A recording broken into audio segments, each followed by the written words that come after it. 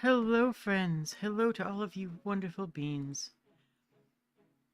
I'm not really sure why people show up for this. I don't have any plans. I don't have like a game or an agenda or like a goal. I'm just gonna talk for a while.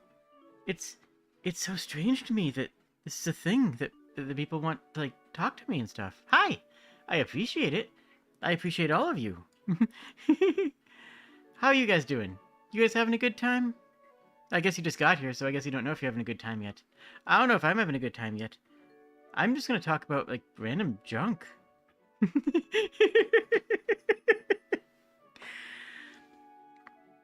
gonna be honest, for the second Overwatch 2 stream, you wrote in this is not a podcast, and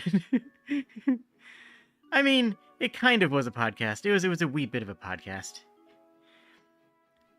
Hello to Sapphire, hello to Phantos, hello to Vaporeon, hello to Kashak. So I guess what I was going to talk about today was just about how we organized the Discord, because it's a cool place. I imagine that most people who watch this are a part of the Discord channel, or at least are curious about it. The link's in the description, of course, I think, probably. Did I put the link in the description? I hope I did. I hope I put the links in the descriptions. I did. Hooray, I did a good job. I did a good thing. Nice.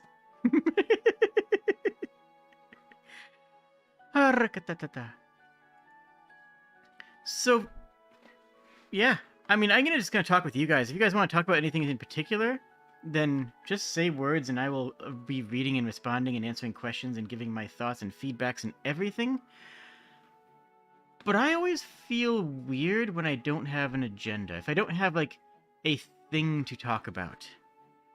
And I don't have a thing to talk about today. Today was going to be Until Dawn, but we finished Until Dawn.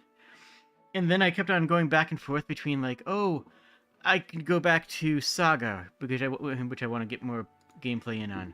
Or I could go back to some other pseudo-horror game, something lighter than Until Dawn. And, like, I do want to play Enigmatis. I think that Enigmatis would be a really fun game. It's vaguely horror-themed in, like, a Lovecraftian sense. And no one's ever heard of it. The last part's the bad part, because, you know, no one's ever heard of it. No one's ever going to know what it's about. No one's going to actually think about, you know, it. And people tend to like just chatting streams. And I like that too. Hear me out, whisper in the microphone and say you're heckin' cute. You are heckin' adorable, and I love you. You are incredible. I appreciate you. I appreciate you being here. I appreciate you spending time with me. The fact that you think that I'm worth spending time with means the world to me. How's that? Is that your ASMR stream? Oh no, ASMR time. I do plan on doing another ASMR stream. I have it already scripted. I literally already have the next ASMR stream scripted. Take my empty wallet.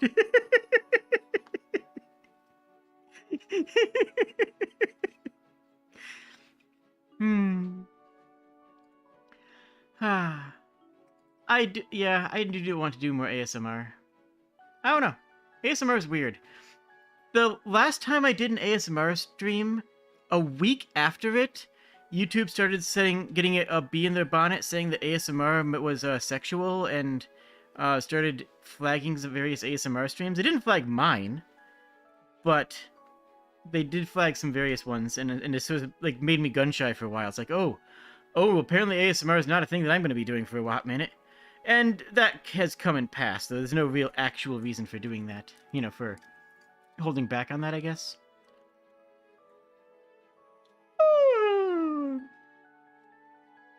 But yeah. I have some other POV ASMRs. Could I talk about some of your video game ideas and plans? Do you mean past, present, or future? Because those are three very different concepts. All of which I have plenty of answers for. I have past ideas, I do have present ideas, and I have future ideas.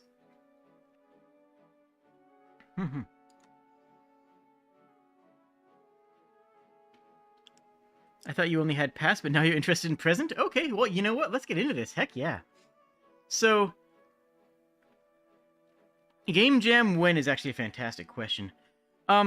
As far as past video game ideas, I'm not going to get into projects that I've actually worked on, but I will talk to you guys about Electric Chrome. Would you guys want to hear about Electric Chrome? You know what? We're talking about it. I might actually, there is a chance, there is a possibility that I might actually stream it in the future, because it's a game that's virtually complete. It is a game that is actually almost done. That got shelved. It got shelved hard. How do I save this image? Image options.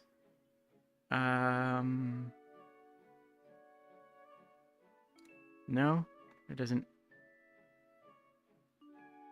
Where's the source imaging on that? Hold up, 1 second here. Please tell me that is on my network drive.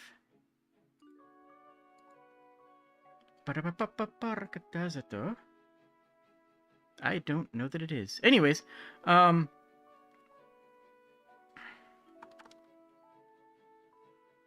me grab this image. Can I copy that? Does that work? Clipboard does not contain an image. I guess it doesn't. I guess I have to screenshot my own documents, since I'm not 1,000% sure where... No, that... Okay, that just ruined everything. Everything just got ruined. So I was working on a game that is unironically... Well, maybe not done, but it's pretty close to done. I'll explain what I mean by that in a minute. Let me just get it on screen. So, Electric Chrome was a project that I was working on before I started VTubing. This was not a solo project. We had a small team together. And it's a tabletop game. It was a tabletop game that... There we go. Let me just do this instead. There. Electric Chrome. It's a tabletop game. Played with 30 mil bases. And it is a cyberpunk style game. And honestly, now that cyberpunk with the Edge Runners is back in the media cycle and the game is fixed and playable, there's a pretty strong argument for coming back out with it, with the only problem being that it was a tabletop game. And, oh boy, did I get disillusioned from working in the tabletop industry. Oh boy, do I not want to go back to tabletop industry. So basically, Electric Chrome, the core idea of it, the elevator pitch of it, is the players had multiple, there we go, perfect, now I can see everything. Was that there were multiple battlefields overlaid on each other. I wanted to get the hacking battlefield incorporated into the core gameplay loop, and there's a lot of ways to have two battlefields going on at the same time, right? The most common one is flying. Think Magic the Gathering. Some creatures fly, some creatures don't. Effectively, the creatures that fly have an advantage over the ones that don't, and can participate in a different battle than them. You know? Another example would be it's anything that involves asymmetric gameplay. What was that game? There's a game that did really, really good asymmetric gameplay. I actually have some of the models. You know what, hold on. I think I have some of the models, like, literally right here. If I can find them. Are they in this drawer? No, they're not. Yeah, what was that game? I think the game crashed. I think the game actually crashed and burned. But there was a very anime tabletop game that had each team had different objectives, literally had different win conditions, and you both had to disrupt your opponent's win condition as well as engage with your own. And it was pretty cool. Anyways, the idea here, the The best model is this cool. Aw, no, it's not. This model is really not that great. I'll be upgrading my model soon. No, really, I actually am working on a model upgrade that you'll see. Am I ready to say this? It should be early December. I'm going to say probably first week of December is when I'm going to debut with my 2.0 model. Probably. It's still soft. There's still a lot of things that need to be done, but the model itself is almost done. And that's going to be just insanely hyped. That's going to be amazing. That's going to be a model I'll be truly proud of. But so Electric Chrome, the idea is that hacking, or net running, or decking, or whatever you want to call it for the cyberpunk world that you enjoy watching, is handled on a separate layer in the same battlefield. You can fight people, or you can hack your opponents. And then, if you fight them with guns and katanas and all the other beautiful cyberpunk weapons, then you do damage to them and you can destroy them. If you hack them, you can gain control of them for a turn, allowing you to disrupt your opponent's motion. Combine that with a very heavy cover focus on guns, making line of sight and cover extremely important, and then saying that hacking does not require line of sight means that hackers are playing by a completely different set of rules. If you're going to be hacking somebody else's model, then their location relative to you is immaterial. All you care about is distance. Whereas if you're going to shoot somebody, then the location relative to you regarding cover is crucial, and it basically gives you two different battlefields. The hackers need to be close enough to hack, but don't want to be anywhere near line of sight because they are incredibly fragile. They're incredibly fragile. Whereas the characters that want to, go in melee... Well, okay, let me just... You know what? You want to hear some really pretentious lore? Do you want to hear just, the most pretentious lore possible?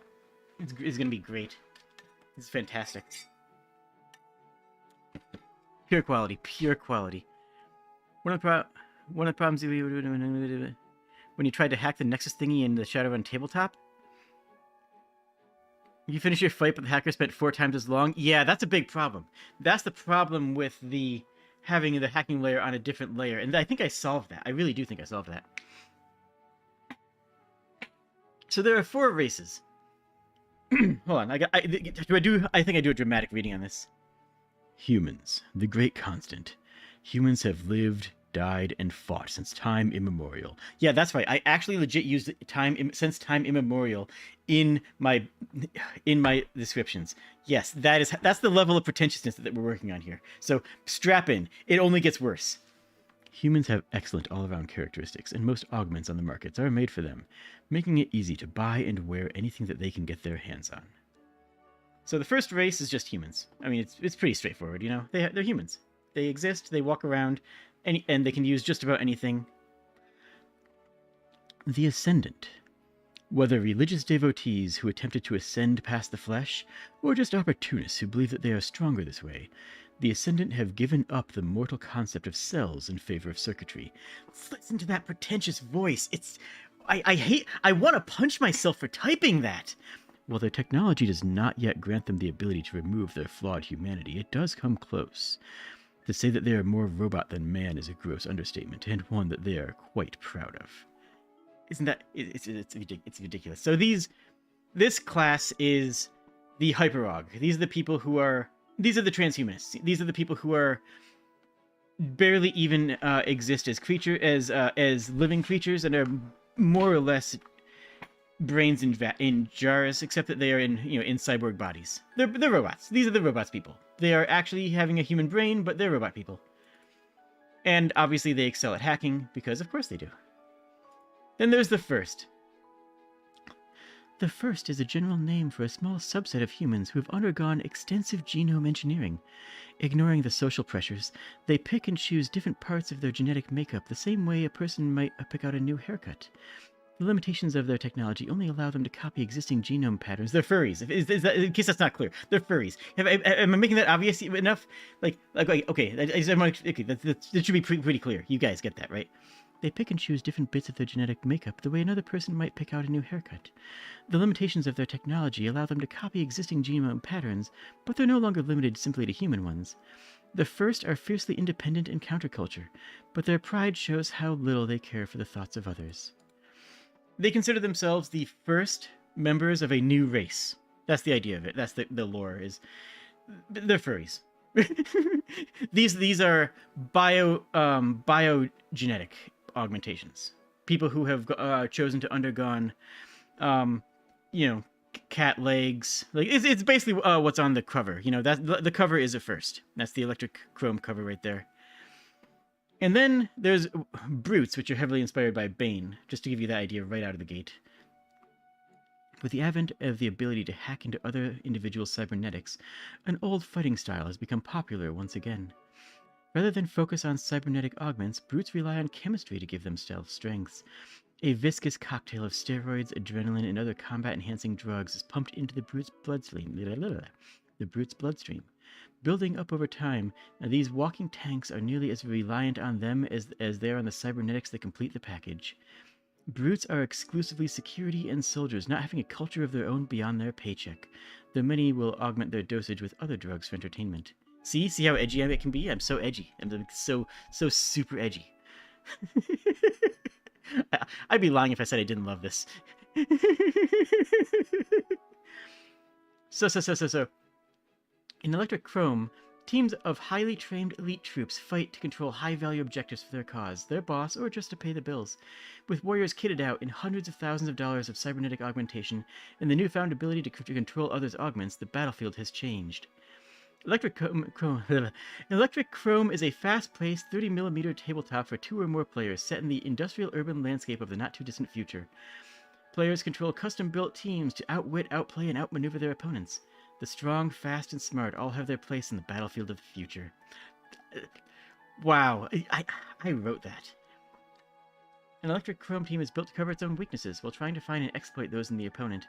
Hackers can take down the biggest contenders on the battlefield from a safe location, shutting them down. The quick and agile characters can get to the hackers and cut through their armor like paper, and the brutes can lock down the fastest characters in place to protect their allies. Every character can be customized with various equipment pieces, some of which are made specifically for their race. So yours isn't just a team of misfits. They're your team of misfits. Honestly, though, like, real talk? Game is, like, virtually done. I actually was in playtest phases of it before, the plague? But in addition to the plague, which is a thing, granted, beyond that, I also got disillusioned with the tabletop industry. Mostly because nobody is trying to get new players into the tabletop industry. Everybody was just trying to steal other players from other games, Unless your name is Fantasy Flight, you are not getting unless your name is Fantasy Flight or, I guess Games Workshop still counts for that. You are not getting new players to play tabletop games. And around when I was working on this, Guild Ball came out, and it was just like a game custom tailored to steal people from the War Machine groups. Is like they aren't even trying to make their own set. They're just trying to steal. And it's like they're right to do so, and I hated that. They're actually correct in that plan. That's actually the right choice, and I hate that that's the right choice. I used a 10-sided die with XX12233 * on the sides. And a target number is always 5. So if you have a 3 in a skill, you need a 2 or higher. If you have a 2 in a skill, you need a 3 or higher. With penalties from cover, an X is always a failure, a star is always a success. That way you have a natural bell curve. 1, 2, 2, 3, 3, 4 gives you a bell curve even though you're rolling 1 die. I like that system. I think it's actually a phenomenal system. And yeah.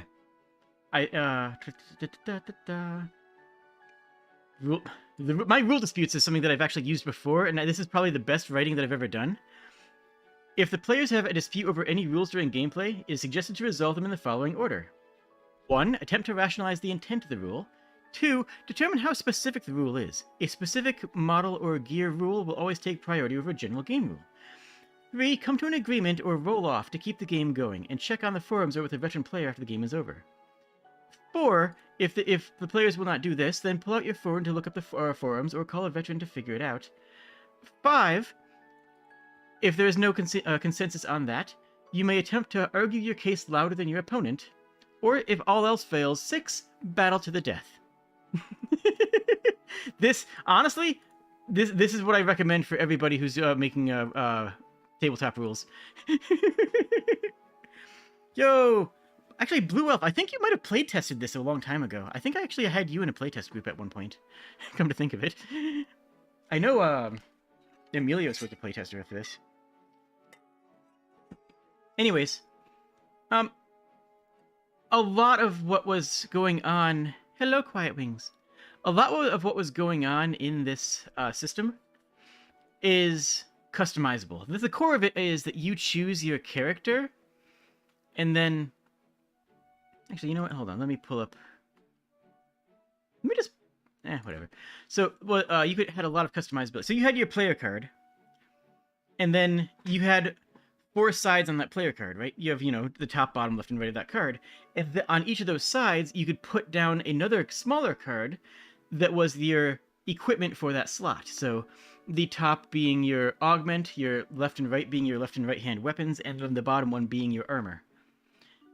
And all of that was purchased on your list. You built the list, you built the characters list for your squad, custom. The goal was to encourage players to want to customize their models to fit their team. Let's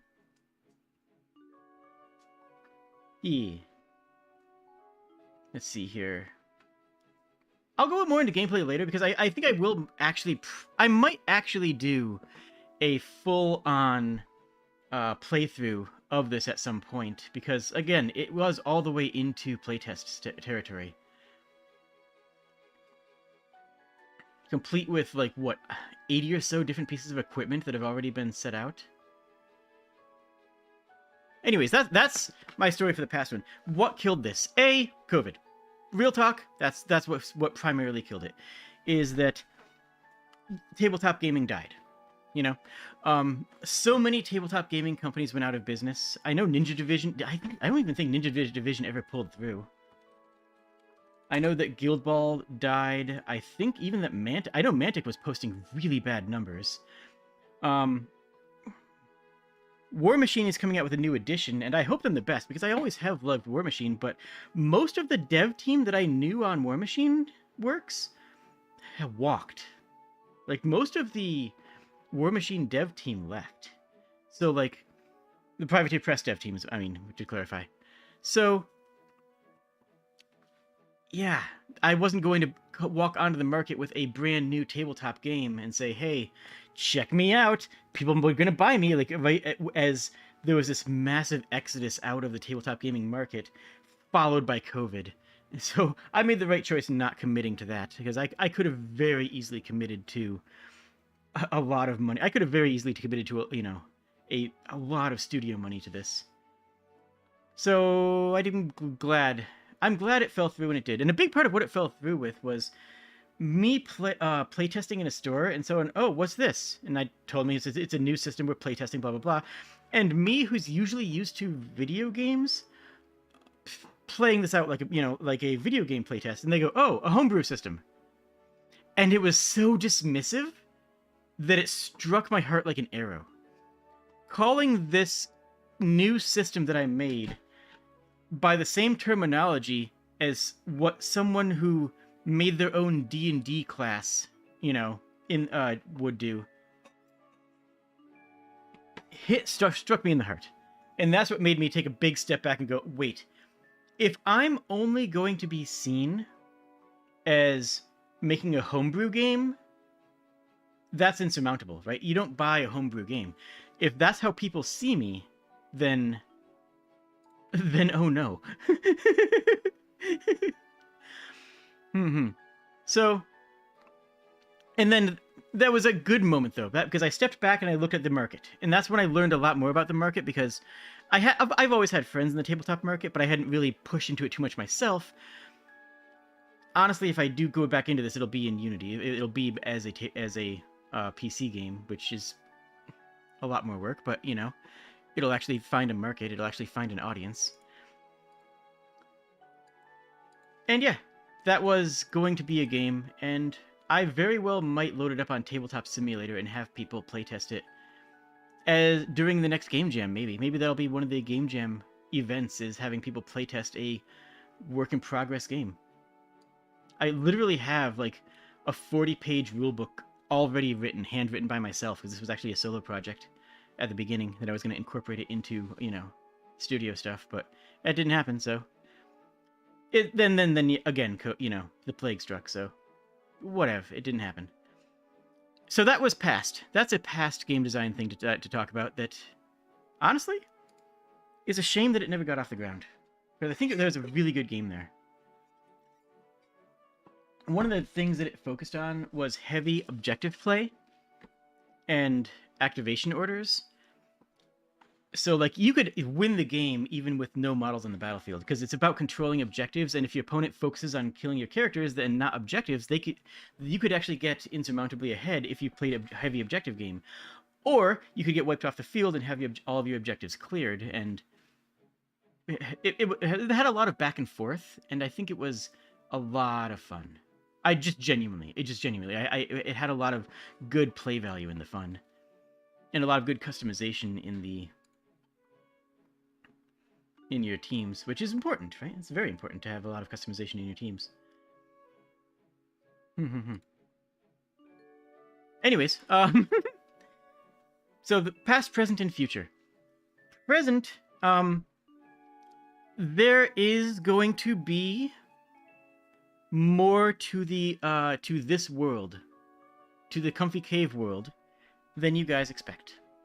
I'm just going to leave it at that.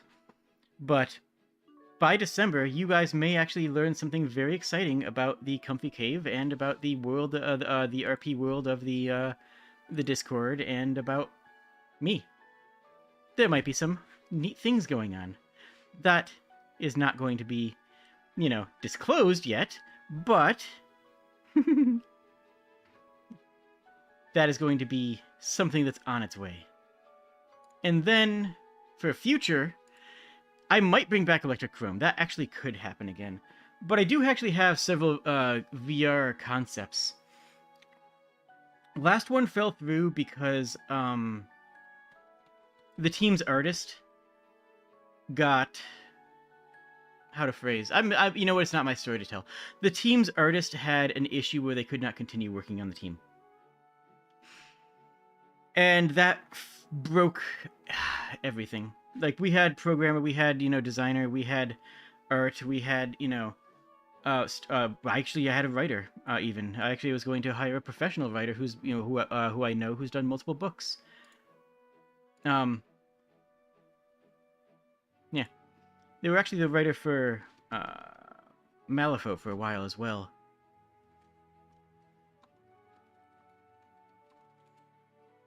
Was there... yeah, I'm not going to name names right now, but suffice it to say that we actually had some, it was going to be a thing, and then it fell through. But I would like to get that team and that project back together. And yeah, it does suck when that happens. It was... Is chat showing up on screen? Okay, it is still. It's just fading quicker than normal. Is it? Okay, maybe. I don't know. So. Yeah, in the future, I would like to get that project done. But just to outline that idea, one of the complaints about VR right now that I have... I mean, I could do an entire stream about VR and why it's failing. I mean, it's pretty obvious to me where the issues are in VR. And some of them I know how to fix. Some of them are unfixable. But one of the big issues is that right now, what VR handles well is spectacle. What VR handles extremely well is immersion.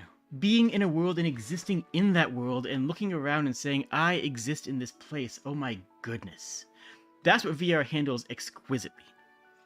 And unfortunately, a lot of VR games require you to be very physically adept. I mean physically adept. Like, I can aim guns in Valorant with a mouse, but if you put me in Boneworks, or if you put me in, a VR game to ask me to do the same thing, I'm gonna fail. I don't have as good dexterity with an actual gun, apparently, as I do with a mouse. Plus the ability to stand for hours, that's also true. There's other ways of circumventing that, though, with seated play in VR is still valid. But what I want is an RPG. An RPG where you have turn-based options. It was going to be a turn-based RPG in VR where you look out at the world and move a character around, JRPG style, and then you shatter into a battlescape, and you do JRPG style battles with characters that you control. And it's like, this was a brilliant idea because you still have all the spectacle. You can still look around and see this beautiful landscape. You can play out these JRPG battle. I mean, that's a pretty hammered formula, right? We know how to make a good JRPG combat system. That's like an established idea. And I think that VR is the right place for it. Because, like, look at the dot hack. You know, not terribly unlike it. That's actually a good comparison point. Yeah, I mean, Final Fantasy IX would be closer to what I would say if talking about, like, the visuals and everything. But, yeah. And I think that would have been pretty hecking cool. And I think it will be pretty hecking cool if it ever comes out. There's a lot of concept work that's already done for that, but I would need to rebuild a team for that. That would be something I would have to do, you know, on a separate team. Because it's hard to justify making a game for VR because of the low adoption rates of VR, right? Because relatively few people have VR, it's difficult to convince a marketing exec to say, hey, I want to spend X amount of money in development for a VR game. Hey, guess what? You know why the adoption rates are low for VR? What are the killer must-have games for VR? What are the games that people say, oh my gosh, I'm going to buy VR for blank? It's VR Chat, and that's about it. Like, it's VR Chat and Beat Saber. Those are the two must-have apps, and both of those games came out, you know, several years ago. The best VR game overall right now is Skyrim. Half-Life Alyx is very good, and I do want to play that. I mean, I want to play more of it. I played a little bit of it, but I wanted to stream it, but there's like a whole problem with streaming VR games right now, but that's a separate issue entirely. That's my problem. But like, right now, the best VR game is Skyrim, and that's because it allows you to install mods, because Skyrim VR allows for full modding. The other best VR game is VR Chat, which is literally just a social platform. And then, yeah, Half-Life Alyx, Beat Saber, they're great games, they are. But a lot of other games are just, you know, either partial experiences, like, there's no other big must-have game. Like, there's no other game that's going to sell a system, right? When Breath of the Wild came out, people bought a Switch to play Breath of the Wild. And rightly so. It's a great game. When, you know, a system comes out, a system is only as good as its software, and the software can sell the hardware. But no one's going to build software unless, you know, for the hardware, unless people are adopting the hardware. And no one's going to be adopting the hardware unless there's enough software for it. And you have this catch-22 system where VR is stagnating because neither people are willing to invest in the games to make a big VR project. We have the technology to release a Final Fantasy XIV equivalency in full VR. Like, seriously, when did Final Fantasy XIV come out? Like, hecking 2010? We can put those graphics qualities in VR. We could make Final Fantasy XIV quality graphics in a full dive VR game. But we're not, because that's millions of dollars in an MMO, and that millions of dollars is not going to be spent on a VR game, or an MMO nowadays, honestly, but that's another story. But that's, you know, where VR is right now. Example is Wii U, yeah. Nobody bought a Wii U for the games, and thus they didn't make games for the Wii U. Wii U was just a development black hole. It really was. Which is a shame, you know? Wii U had some good ideas. The Switch is a fantastic piece of hardware, but nobody would have made games for the Switch if Nintendo didn't make the good first-party games right out of the gate. Yeah, the Wii U had other issues too. I'll admit that, but it wasn't as bad as people like to pretend it is. It's easier to trash the Wii U in retrospect than it was at the time. Let me just put it that way. It's easier to look back at the Wii U than it is to look at the Wii U in, you know, as if you were working on projects in that same time period.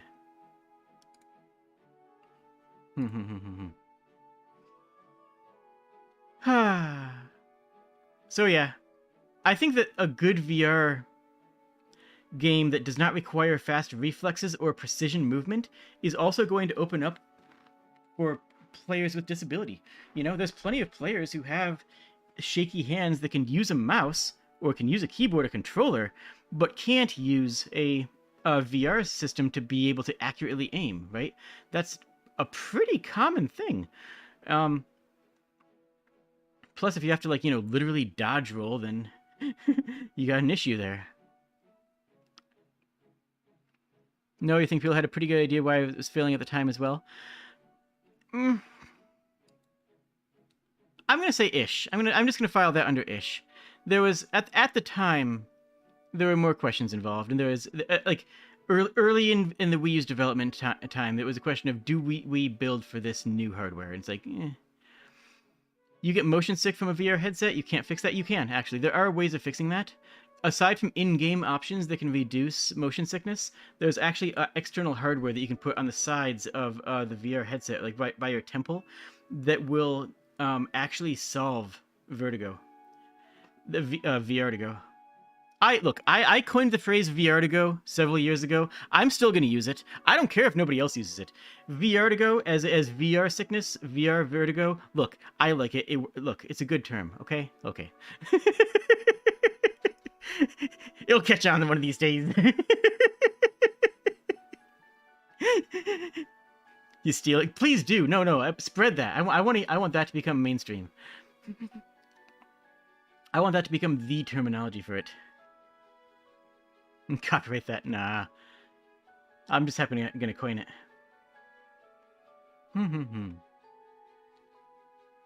So yeah, that's past, present, future. Past being electric chrome, which I guess I don't really need on the screen anymore. Present being secret stuff, secret fancy stuff. And future being either going back into VR, resurrecting electric chrome, or honestly, just, seeing what projects I end up on, just seeing what projects I end up being involved with. Maybe if you got a sack of money lying around, hey, if you want to invest.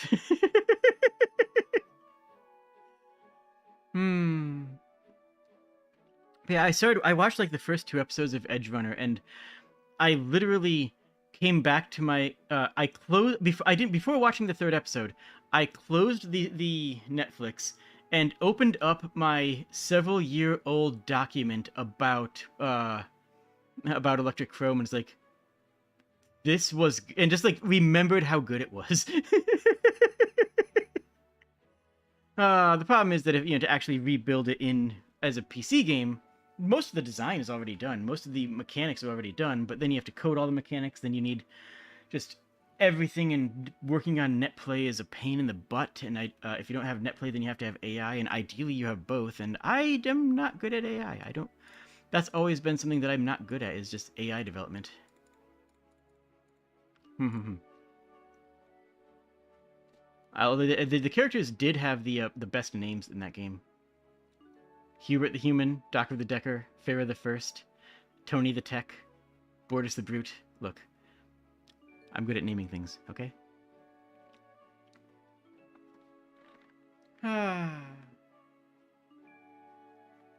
Speaking of naming things, picked up my meds today, and I asked if they had the option in their system to add a preferred name. And yeah, they didn't, but they added it as a note, which was very cool of them. It's one of those things with the medical stuff where you always have to, you have to match the name on your medical card, obviously, And some places don't care about people who are doing that sort of stuff.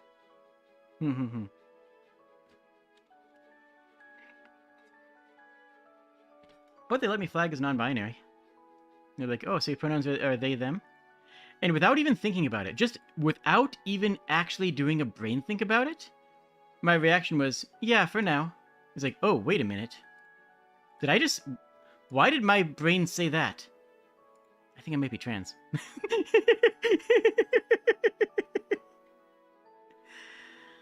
There were no signs, right? Yeah, none. None. And Relic Knights. That's the game I was thinking about before. The game where you had some really interesting asymmetric gameplay where different characters where different players were running on different themes, where different win conditions. But yeah, that was Ninja Division. Gosh, I wish Ninja Division didn't. I assume they're exploding because I still haven't gotten my Kickstarter from them from like 6 years ago. Super Dungeon Explorer is a great game, and oh, they actually have released a bunch of Super Dungeon Explorer stuff. But I'm still waiting on my Kickstarter, so I don't know how I feel about that. Oh well, whatever. I'm sure it's fine. I'm sure it's fine. It's probably fine. I'm not mad about it.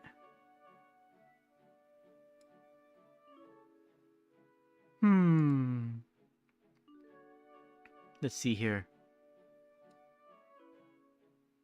Gen Z is going to see the Wii U as a Dreamcast? Nah, Dreamcast had good games. Honestly, the Dreamcast was a really interesting tragedy because it actually had some pretty good games. It actually had some pretty good hardware backing it up. Like, the Dreamcast's failure as a system was a really interesting and, frankly, odd situation. Because by a lot of the logic of the time, it should not have failed. But, I mean, it sure as heck did. It's not like they didn't have, game developers who were on board for working on it.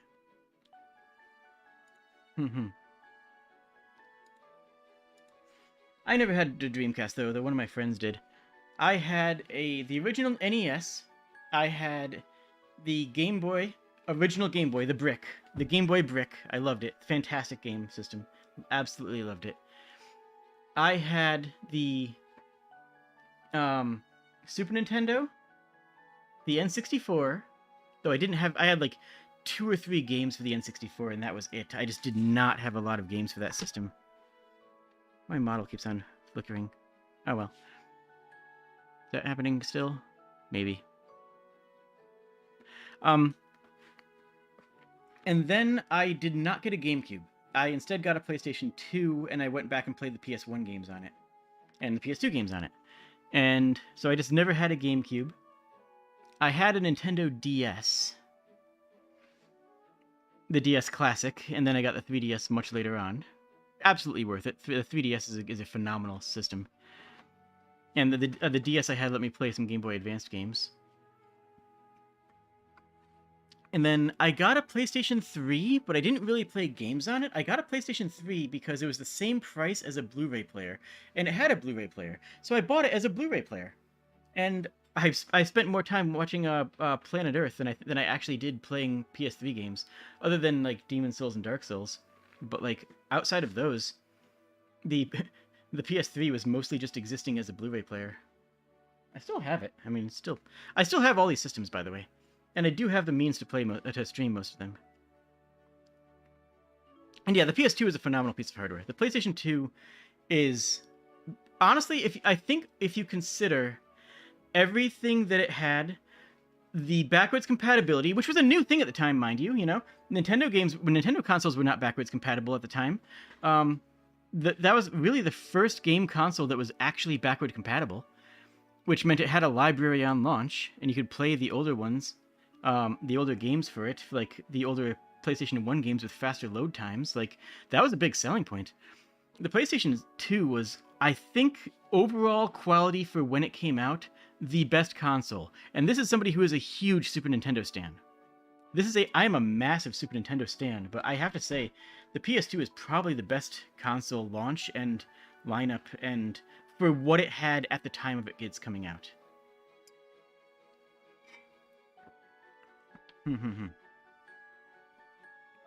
The GameCube could play Game Boy games. Yeah, exactly.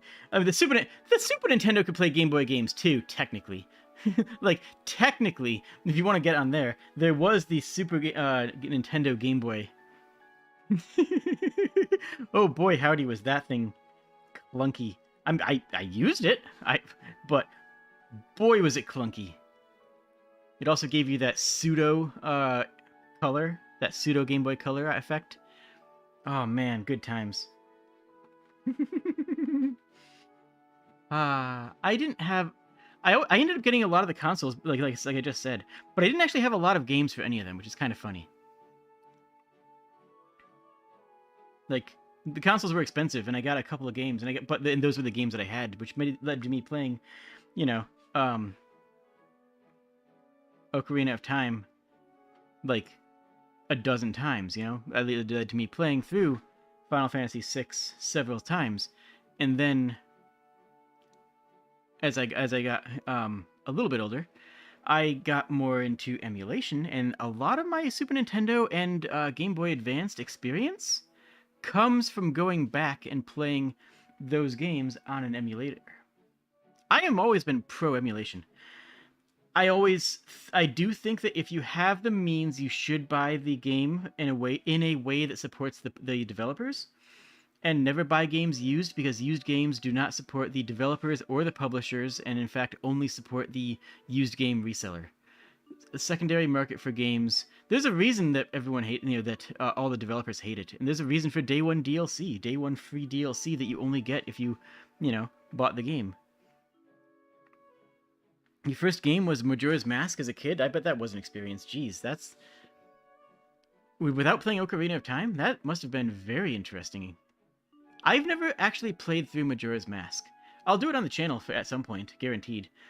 But I've never actually played through Majora's Mask.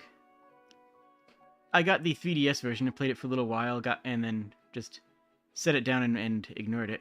But let me know if you guys want me to if you guys want me to play Majora's Mask on channel. I could be convinced if they have a good way of playing it. What would be the best way of playing it, actually, right now? Is there a version on the Switch? Yeah, I never played Majora's Mask. Please tell me they made a... Okay, yeah. Nice. It's actually available on the Switch with the Nintendo Online Plus expansion pack. That's accessible to me. Okay. Yeah, that's doable. I could do that. I remember being confused by it. I will absolutely ask chat to guide my hand. You will need to hold my hand for that.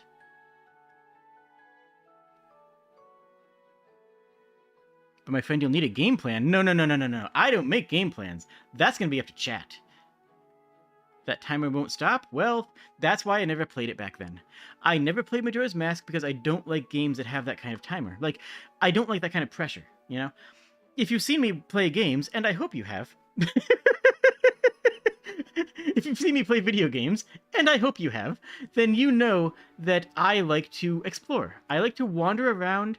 I like to look at the world and do things in my own way and at my own pace, That's just how I play video games. Which is why I don't like things like Until Dawn quite as much, because it's extraordinarily linear. And things like... Final Fantasy VI and so I like, because there is a lot of openness despite the overall linearity of the game.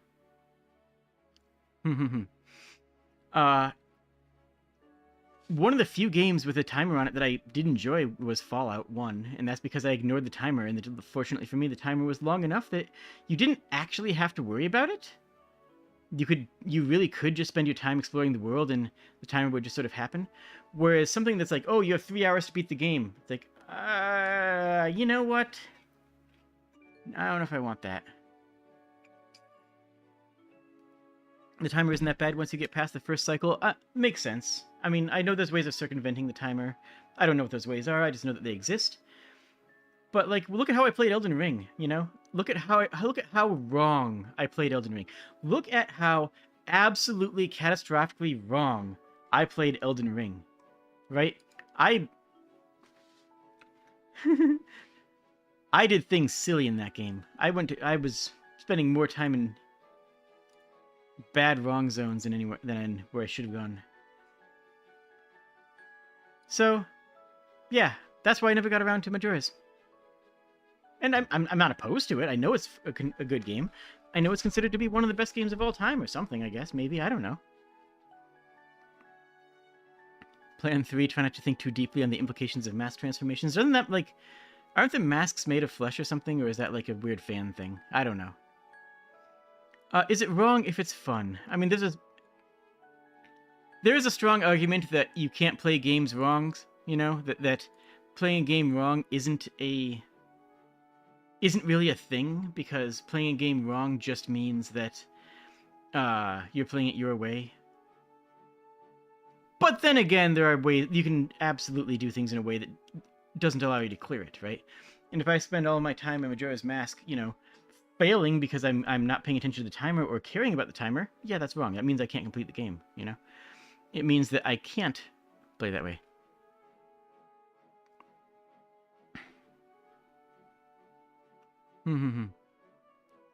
It does need paper? Well, yeah. I mean, I played Zine. Hold up.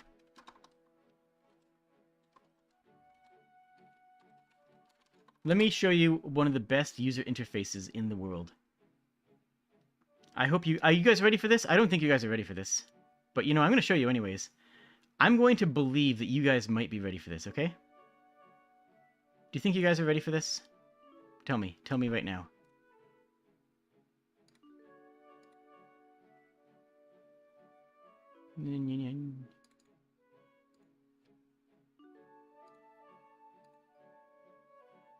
Okay, here we go. You ready for this? I want you to look at this UI. First of all, just take a moment. Just take a moment and let this settle. You know, just let this sink in, okay? All right, let's talk about this, shall we? This is the whole thing. First of all,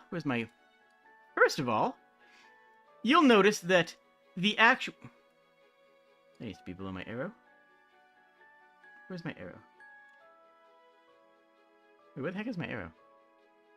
It's right here, but where is it? Ah, there we go. Whoop, got it. First of all, you'll notice that you are already using only half of the space. That's the Jade true. You're only using half of the space for your actual screen. And you have your party members. You have 6 party members, because D&D. And yes, the party members are very obviously redraws of the actual game dev team, as is correct and natural. Now, you can play with just a mouse.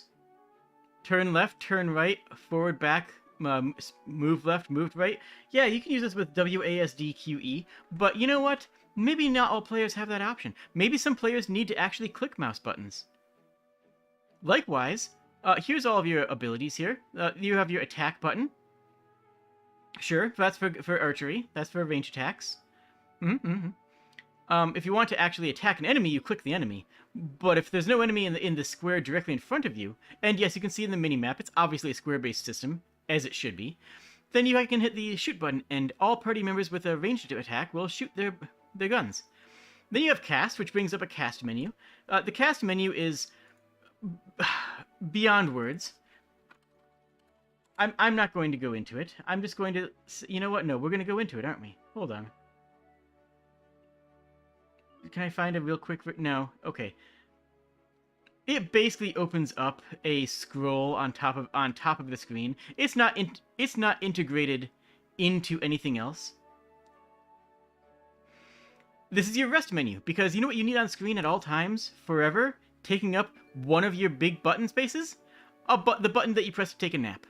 Now, I'll make a point right here that this... Oh, do you think the scroll's cast? Oh, absolutely not. No. This is cast. This button makes you take a nap. And you will sleep until everybody's fully healed. Except that you'll never do that. Because every hour that passes, you restore some health. And the game checks to see if you get a random encounter. And you will always get a random encounter before you heal to full. Every single time. You will never actually be able to heal to full with this unless you're in a town. And guess what? In a town, there's still bandit encounters. In a town, there's still slime encounters coming out of sewers. So you'll never actually be able to use this button. This button is fake. This button doesn't exist. This button is the button that you press in emergencies and you cry. You just sit there and cry. Okay? It is. It's a thing. Oh my goodness. Okay.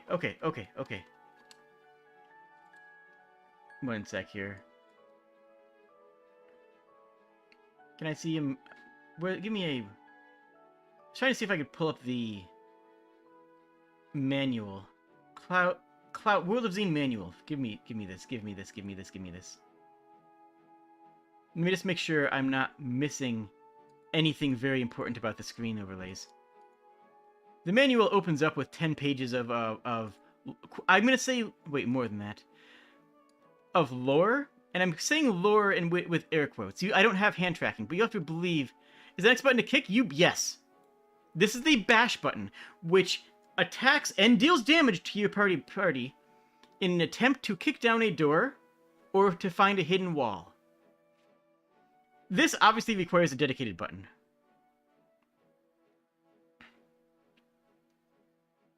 Oh, I'm reading this. A Beginner's Guide to Computer Role-Playing. Congratulations on your purchase of World of Zine. Refer to the reference card for instructions on installing the game. When you begin, you will be presented with a choice of playing the game in Warrior Mode or Adventuring Mode. If you're new to the world of computer role-playing games, you'll want to read the rest of the section before you get started. If you just can't wait, you can jump along in and use the reference card to help you along. In World of Zine, you, the player, in parentheses, of course, naturally, will be represented by 6 characters in a party. You will begin the game with a set of default characters just outside the tavern. The tavern is the place you go when you want to rearrange your party, create new characters. Oh my goodness, this is adorable. It's absolutely adorable. Okay. Here we go. Give me more of this comical UI. So, what do you think this button does? I want you guys to tell me what this button does.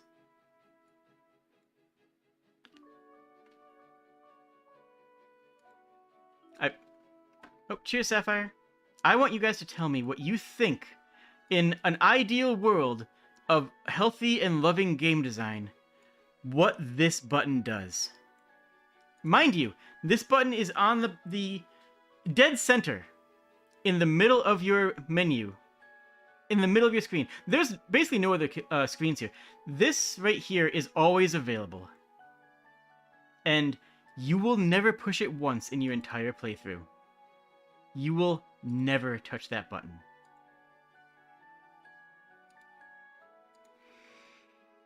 That button dismisses a party member and sends them back to the tavern. You don't do that. There's no reason ever. You don't do that. If you want to rearrange your party, you go back to the tavern, you arrange your party. You don't find party members out in the wild. You don't have a reason to go, like, less than 6 party members. Just no. You have a dedicated button on screen at all times. You know, in case that you are interested in sending a party member back to the controller. Oh my goodness.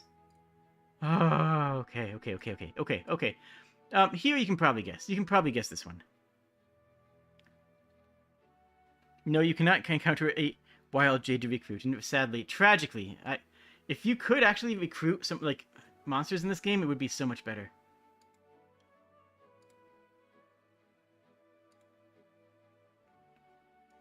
Options inventory would make sense, right? Yeah, that would make a lot of sense. It actually is a pretty sensible one. It's the quest menu. That lets you view your quests. Now, this one's obvious. You guys can tell what this button is, right?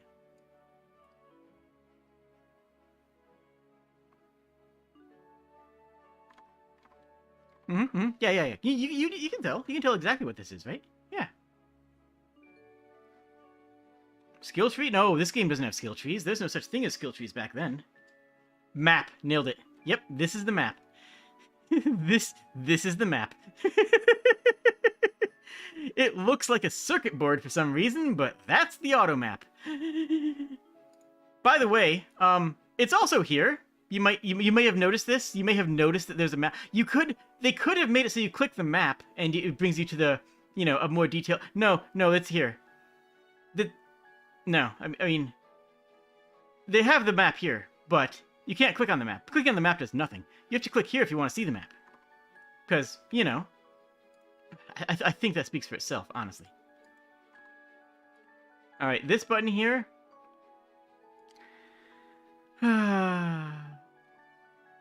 Again, this is rest. What is this button?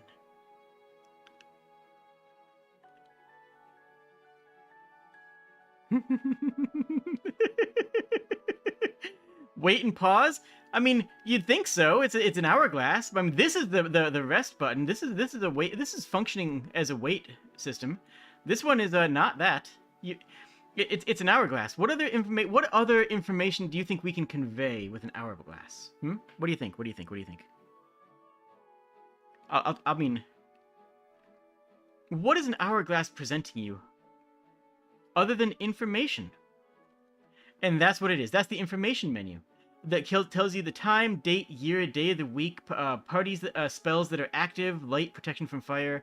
This is your status menu. The hourglass. The hourglass is your status menu. Oh my goodness. Information. Why? Why?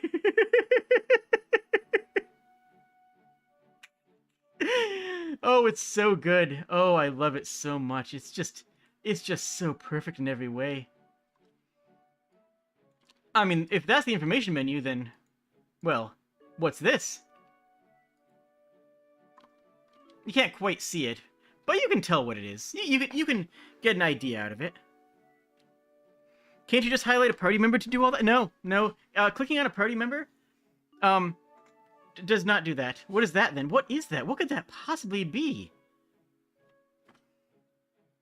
Vaporeon's got it in one. That's a quick reference character sheet that shows the party's vital statistics, gold, gems, food, health, and stats. Yeah, that's exactly correct. That's the character sheet button. That's actually the most obvious one, I think, to me, for somebody who's played a lot of tabletop games. Isn't that a wonderful UI? Isn't it just absolutely magnificent? Looks like an ID card. Oh, by the way, you think we're done? Oh, you're wrong. You, my friend, are not correct on that. Because every single one of these sigils, every single one of these is a functional part of the UI. Let's start with the gems on the corners. If you have somebody who can sense danger, like an elf, and you've got a party of 6, you're taking an elf. I mean, come on. This will tell you how dangerous or safe the surrounding area is. That makes sense, right? Okay. So you have a quick reference in the middle of your frame of view to show you how safe you are.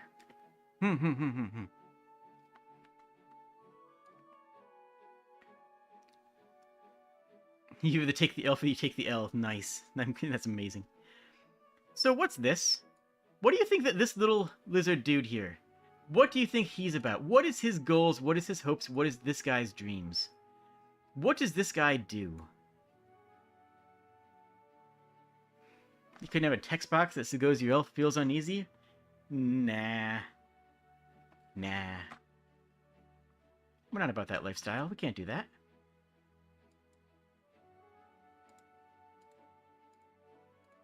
Now, this stuff isn't actually in the menu, in the manual, by the way.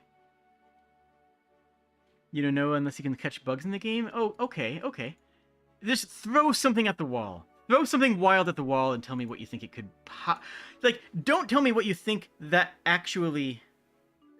Oh, yeah, exactly, Vaporeon. Every single one of these statues, it means something in-game.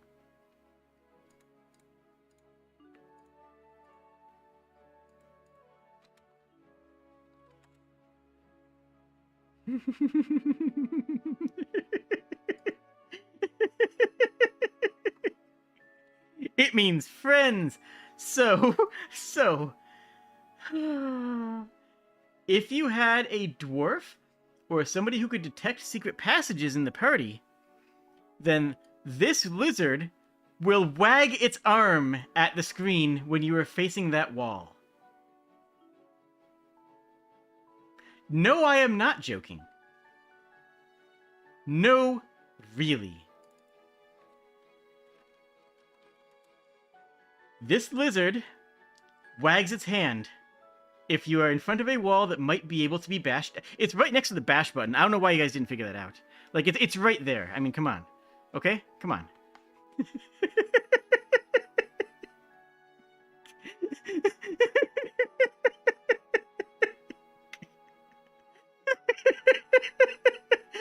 Like, actually, I like the idea of this, right? Like, it's kind of funny. Like, it's kind of a cool idea, but it's just a little lizard dude.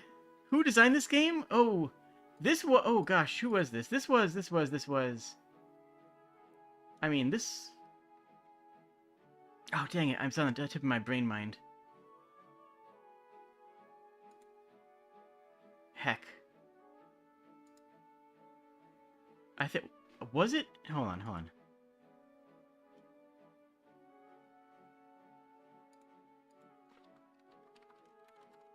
I don't want to. Yeah, it was New World Computing. Yes, it was New World Computing, which was a big juggernaut of the computer RPG era. They made all the Heroes of Might and Magic. They made the Might and Magic games and the Heroes of Might and Magic games, which feature these characters, obviously. Which again are the game devs, obviously. Yeah. Oh. What do you think this guy does? This little gargoyle over here. This one's pretty obvious. This one's actually, like, unironically, memes aside, this one is pretty clear. Calling it now, the faces are where the sound is coming from surrounding.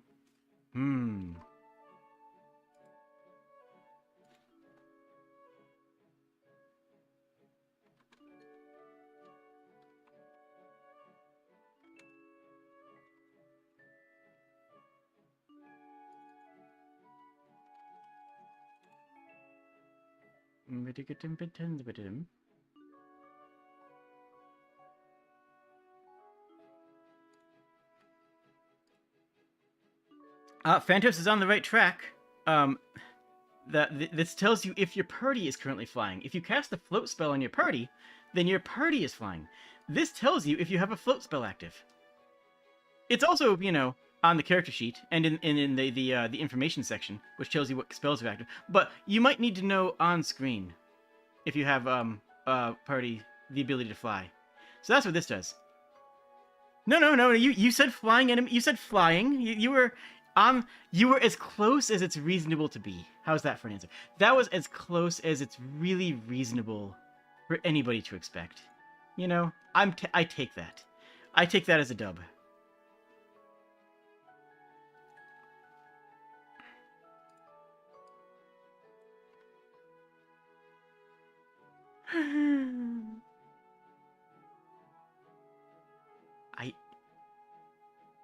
I'm not sure I actually remember what these.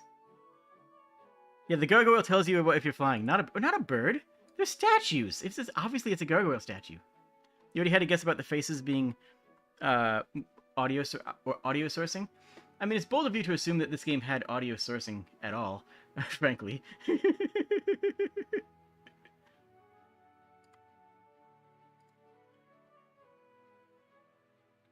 If the two faces do two different things, you're gonna scream. Oh. I think you might scream. Hold up. Let me see. Download. Manual. Please tell me this has it. Oh, this is just the one I just looked in. Yeah, the manual doesn't actually tell you this, by the way. This is not information that's in the manual. Because, I mean... Look.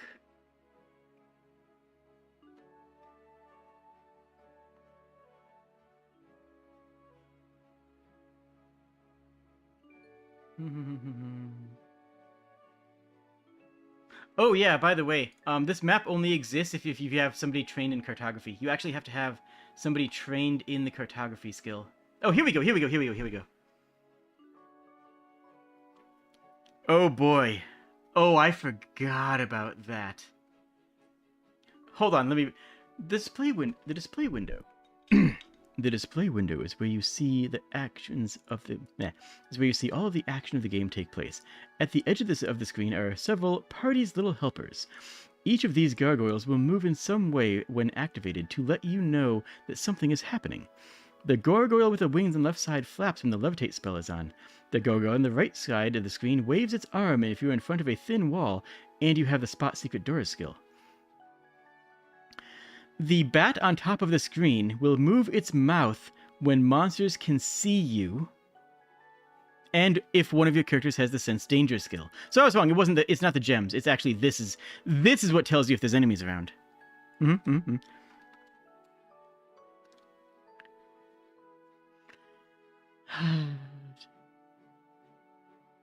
Oh, you're not ready for this.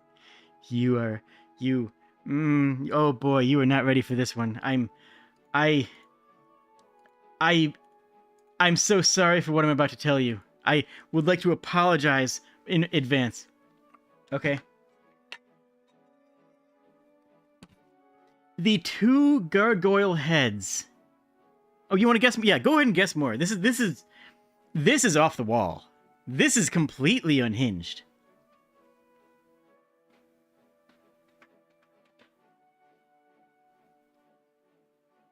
Oh, right. The 4 gems around the corner do something.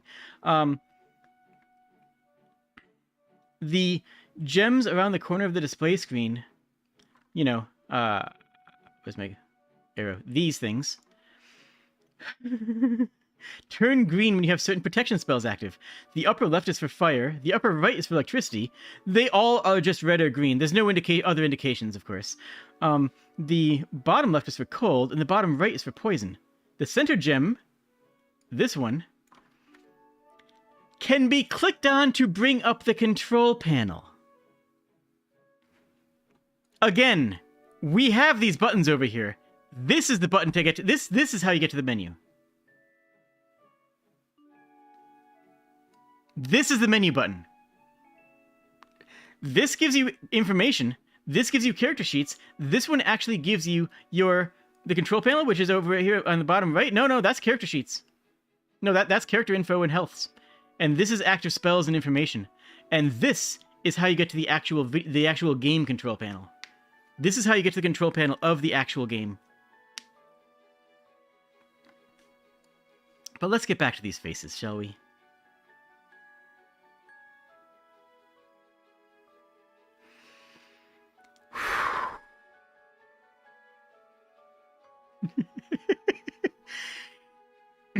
The two gargoyle heads on the left and right of the display window will shake and nod their heads every time you are confronted with a yes or no or who will question if you have the clairvoyance spell active. And they're always there. Even if you don't have clairvoyance, they're always there, mind you. If answering the yes or no question will get you the treasure and there is no trap, both of the heads will nod. If there is treasure and there is a trap, one of the heads will nod and the other will shake its head. If there's a trap and no treasure, both will shake their heads.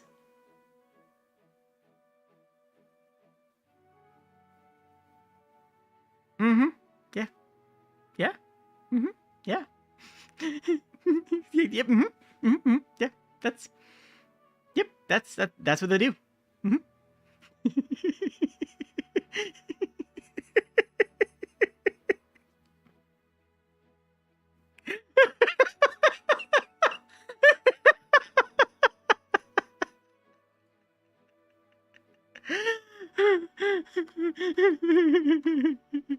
You wonder how often there's a needed? Not often enough to justify UI space.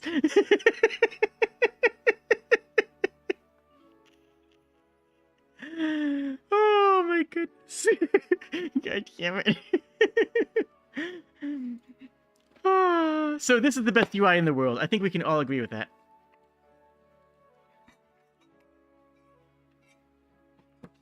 I think we're all in agreement that this is the best video game where the goal of the game is to make this kind of UI.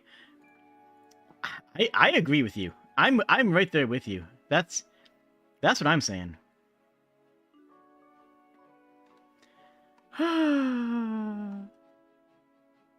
It's so good. So this was a game that I played. I played more of this game than I would like to admit. Because it was actually kind of cool because it was 2 games in one. It was a game called Clouds of Xeen, and then a second game called Dark Side of Xeen that you could take your same characters into and go into an underground continent and explore it as well. You don't feel like it's too bad? I mean, I'm with you. I think it's phenomenal. Like, there's a lot of cool ideas here. There's just, like, there's so many things that we know how to do better now. And I want to remind you that as absurd as all of this seems, we didn't have the research and technology, because it is a technology, of how to manage UIs and how to present information to players. They thought this would be a good way to present information to the players, and they, you know what?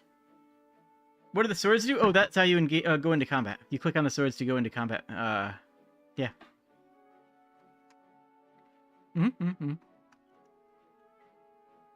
If I recall correctly, at least.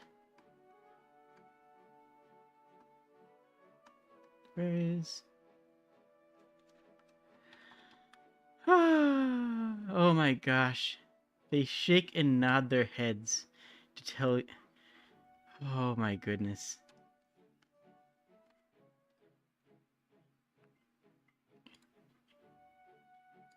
I just don't know how we can ever improve upon this. Why can't you click? That's one of the more dumb things. Like having the map button exist here instead of clicking on the map. Yeah. Have I played Tunic? No, I have not, and I do mean to. It looks fantastic, and it looks exactly like the kind of game I want to play. And I do kind of think that Phantos is right. They had a block of 9 buttons, and they wanted to fill all of them. And otherwise, they would have just combined character sheet and effects into one button. Otherwise, they wouldn't have a dismiss party member button, or they would integrate that into the character sheets button. You know, there's no reason. There's no real reason why any of this. And we just know better now. We know how to lay out our maps and our UIs in a way that conveys more information in less space. Which is great. I mean, we're doing great in video games nowadays. So that was a fun tangent. Ah, goodness.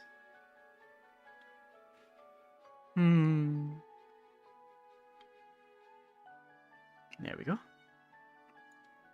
I don't even know how we got on that tangent, but I love it.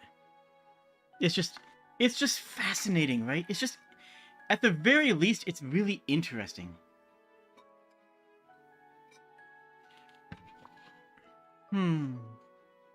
I will say, I don't know if it's true for Tunic, but there's a lot of games that I'm holding off on until 2.0 model reveal.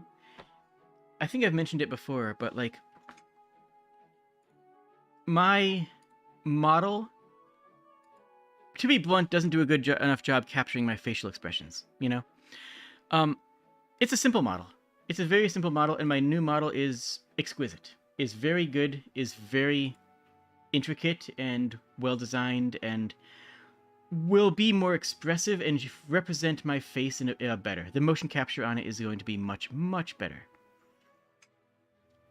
So there are several games that I am intentionally not playing because I'm waiting for that model, because seeing my expressions are going to be more important when I play those games. You know? Things like Illusion of Gaia is one of my personal big list items there.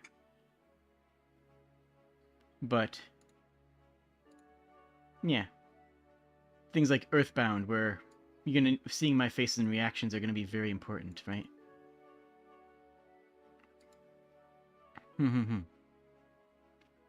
And I do want to play Tunic.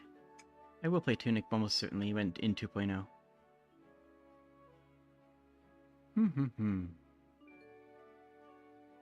I'm so excited. For those of you who didn't know, I had a modeler that was working on my 2.0 modeler who couldn't work on it anymore because they got a job that had a non-compete clause involved. They couldn't do any work for 3D modeling outside of their job. And that left me in a nightmare situation where I had a partially done model, and most people don't want to work on a model that's partially done. Most people either want to start from scratch and build you a model, or they want, a model that's complete and they want to modify it. Like they want to work on the clothes, they want to work on animation for an existing model. They didn't want to pick up somebody in the middle of someone else's project, but that's what I needed because so much had been invested into it at that point. And that's why if you look back, a month or so ago, you can see me and you can tell that I'm not doing great. I'm, not putting forth great content. I'm not all there emotionally. And it hurt my content on the channel. I mean, it did. But that is no longer the case, and I feel like I'm making better content right now. Whether or not I am, I'll leave up to you guys to decide. But yeah, I feel much better about myself. In general, I feel good about myself. I feel proud of myself. And then 2.0 is going to drop, and I'm going to be streaming with a whole bunch of amazing stuff, with amazing games. I'm going to be doing some more stuff on Twitch as well, because, like, just casually when I play a game after my stream, I might just, whirlwind slam the go live button on Twitch. But all of my best content will be on YouTube. My good content, the good stuff, will be on YouTube. My storyline games are what drives me as a content creator. That's what makes me happy with what I'm doing. Let me move my character back over. Whoop. Perfect.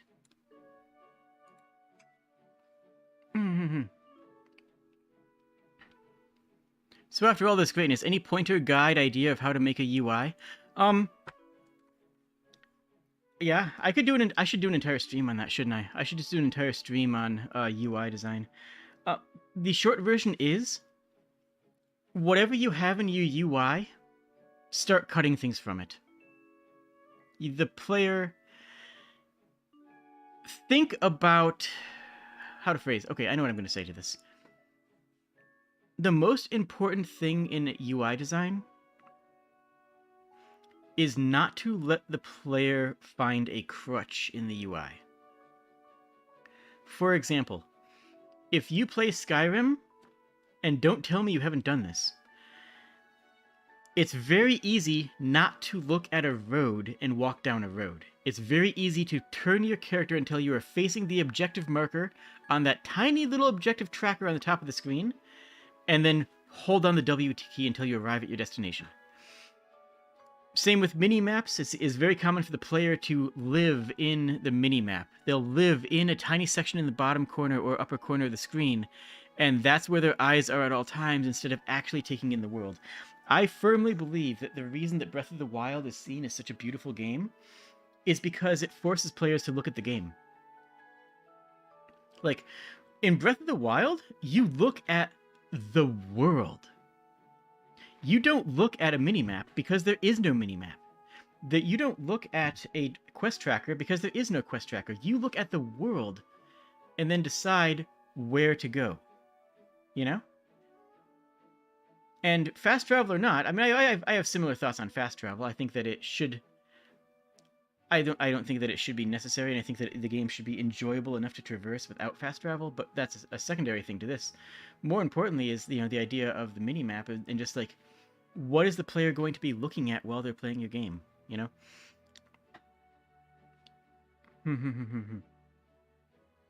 If the player turns in the direction, and that also comes down to landmarking, that also comes down to creating, good visual design and good heights, so you can look down or up at landmarks and features, and that also comes down, like, it's a lot involved in it, but the most important thing is which part of your UI would you feel bad if the player was looking at instead of looking at your world?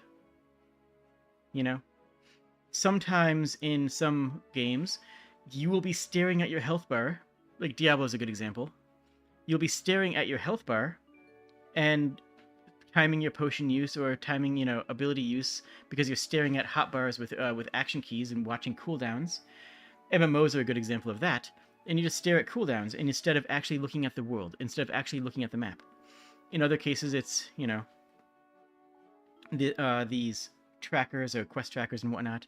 And in still more cases, it's, it might be different in everything, right? But a good, clean UI is something to strive for. It's something is a goal, It's something that you should want. You should want the player to engage with the game, not the UI. A good UI is invisible, right? A good UI doesn't draw attention to itself because it doesn't need to. The good UI simply is. It gives you the information you need and lets you play the game without getting in the way of it. Or replacing it in some cases.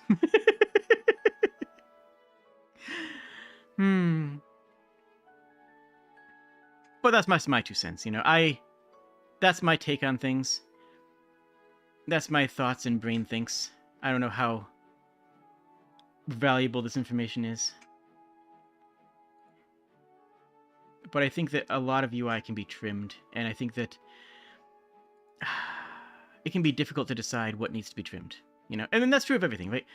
There's always this idea that you should cut out like 10. Whenever you think your product is complete, cut 10% of it and then ship it. There's an old saying that goes that way.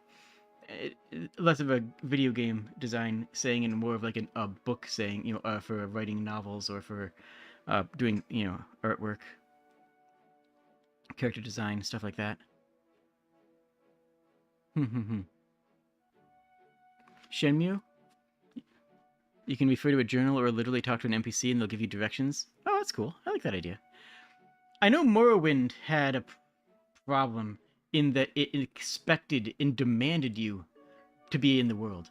Like someone would tell you walk 3 blocks down and take a right, and you had to walk 3 blocks down and take a right. And the problem is that if you went off and did another quest elsewhere, then you didn't have a 3 blocks down and take a right. You had to figure out where that direction path started, and that ended up being very annoying. But at the same time, there's a reason that people consider Morrowind such, the best Elder Scrolls game, and it's because it forced you to do that. Because it did encourage you to exist in the world. It's because existing in the world made the game better. And having Oblivion's quest marker system and having Skyrim's mini-map, I guess, mini-map tracker system allowed you not to engage with the world. And yeah, there's a reason that Breath of the Wild and Morrowind are both seen as incredible immersive games. But then again, like it's not like it has to be a thing, right?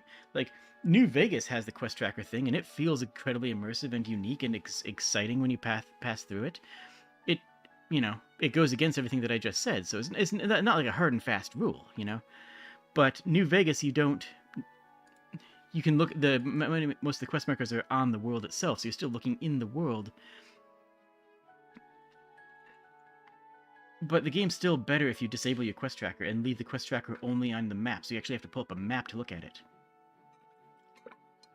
Next time I play New Vegas, and I do plan on playing New Vegas on the channel, next time I play New Vegas, I'm going to add a mod to disable the on-screen quest tracker so that you have to go into the menu to access a quest tracker. And there is that issue. Yeah, and Arctic is correct. There is that issue of, like, am I going the right way? Opens map for the umpteenth time. And that is an issue of map design. Like, not like map design in terms of, opening up the map. That's an issue of you not being able to mentally put together where you are headed based on looking at the world. Right?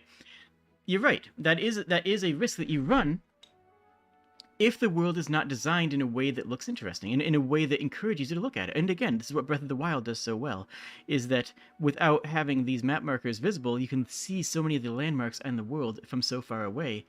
And there's other ways of getting that to happen. But in Morrowind, or if in Skyrim, without a quest marker, the world is designed around you requiring a quest marker, and it might be extraordinarily difficult to do that. I don't know. It'll be an interesting experience because I do want to do both New Vegas and Skyrim. It'll probably be Skyrim in VR without that type of tracker available to me to see how it forces me to change my gameplay. You also have to rely on directions from NPCs in Morrowind, so you gotta check your... Yeah. Mm-hmm.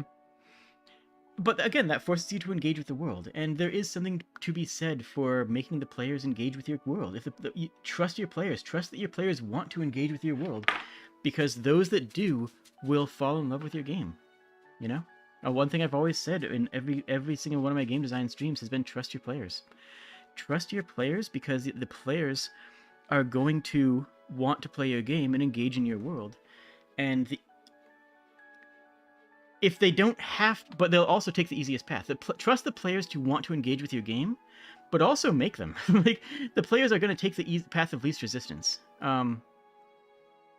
Yeah. I did a stream before about how players will optimize the fun out of a game, and you guys understand what I mean by that. I hope the players will take the easiest route, and if that easiest route is just pinning towards an objective and holding W until they get there, they're going to do it. Which isn't always the most engaging way of playing your game. You wonder what build Jade would do for New Vegas? Last time I played New Vegas, I played a stealth sniper, like everybody does. I wasn't special. I think if I played again, I might go for something melee, because melee builds are pretty cool. Maybe stealth melee, maybe not. Maybe I'll just take a super sledge and just go to town.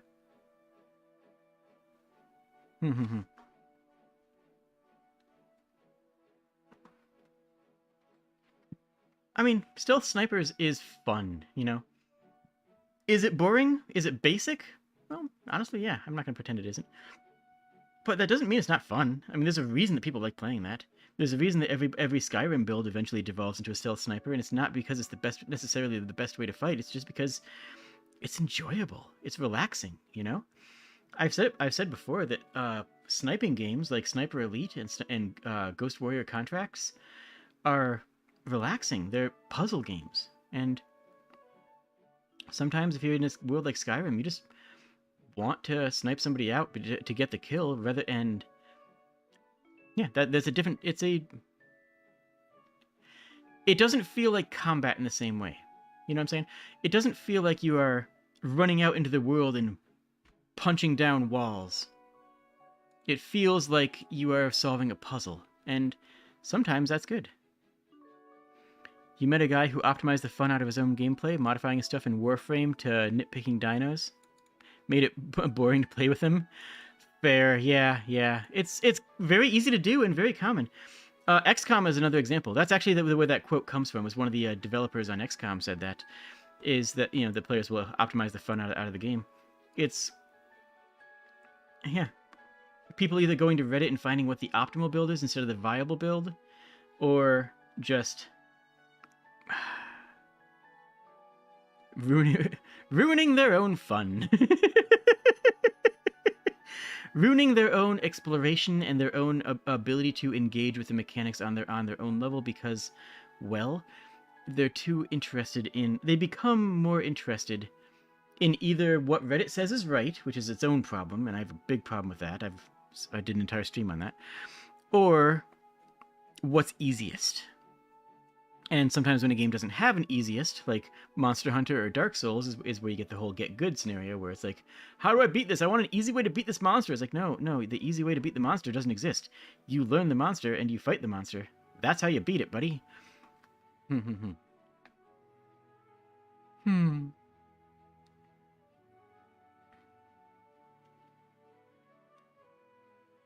I played Warframe wrong. and I liked it. I played Warframe as a stealth character, as in I would take half an hour to finish a 5-minute map because I was walking up and doing stealth attacks on everybody, and I had a lot of fun playing it.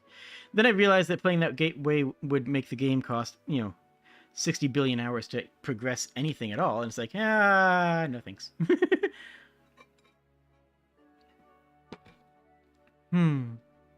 Yeah, have fun, exactly. Go with a dark horse build. Go with a silly build. Go with something that you think is interesting that you made yourself. Take agency in your build. Don't grab it off of a website. Warframe stream when? I stopped playing that a hot minute ago. Jeez, I didn't play it very much. I haven't played that since March 2020, apparently. And I'm not that far into it. It's an interesting game. I do like the game, and I have a couple of cool frames. Oh, I did. But it's been multiple forevers ago.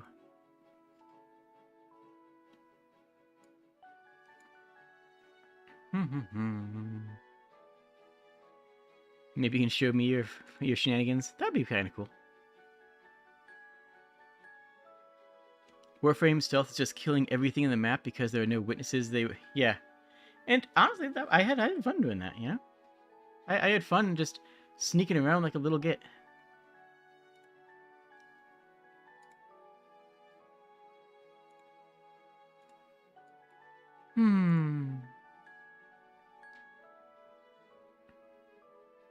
Did you have a...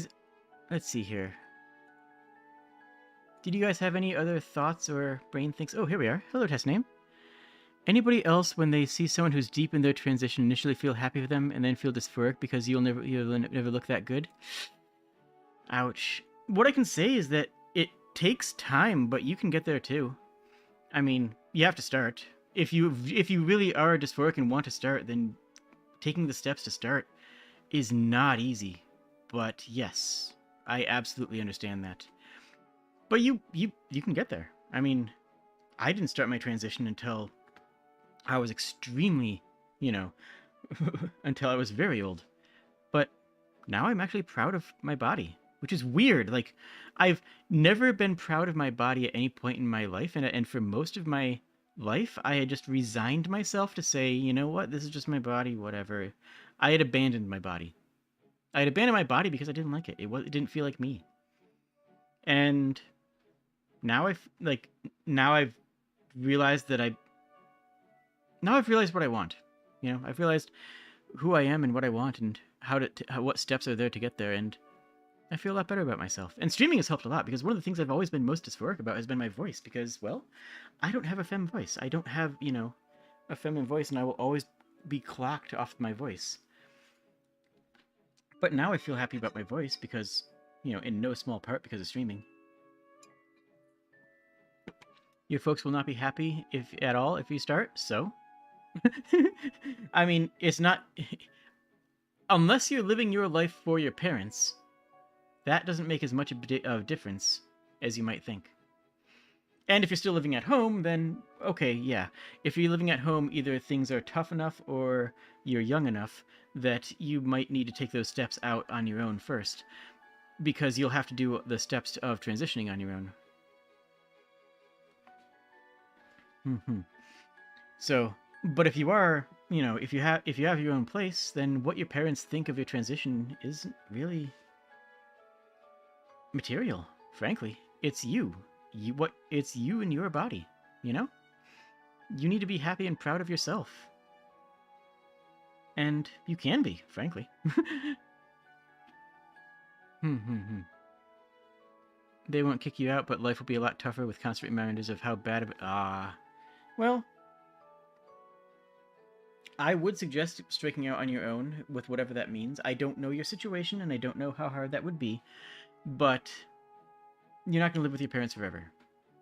And it's not going to be too late to transition. Really, it won't be. If you are younger, you could go on puberty blockers. That's not actually, anything that needs to be... that your parents are going to notice or care about. It just stops the progression of puberty. And if you're a bit older, then, well, find a roommate. Find a roommate who can be supportive of you. You know, find people who you love who will help out. But yeah, puberty block. If you're young enough to still be going through puberty, that's if you're young enough to still be going through puberty. Puberty blockers is what transition means, right? It's about puberty blocking until you're in a position where you can start HRT. Until you can actually do something like that, and you're gonna want a therapist. You're going to want a therapist. You are absolutely going to want a therapist. Everybody should have a therapist. In general, everybody should have a therapist before they need one. You know, there's a lot of people who go through issues and then go to a therapist afterwards when they need help, instead of going to a therapist when at the time that would help them get through those issues. You know. In this day and age, everyone should have a therapist or a journal at the very least. Yeah, journaling is a very good idea. I agree with that as well. Kautskazart, if you're familiar with that channel, shoutouts to Kautskazart.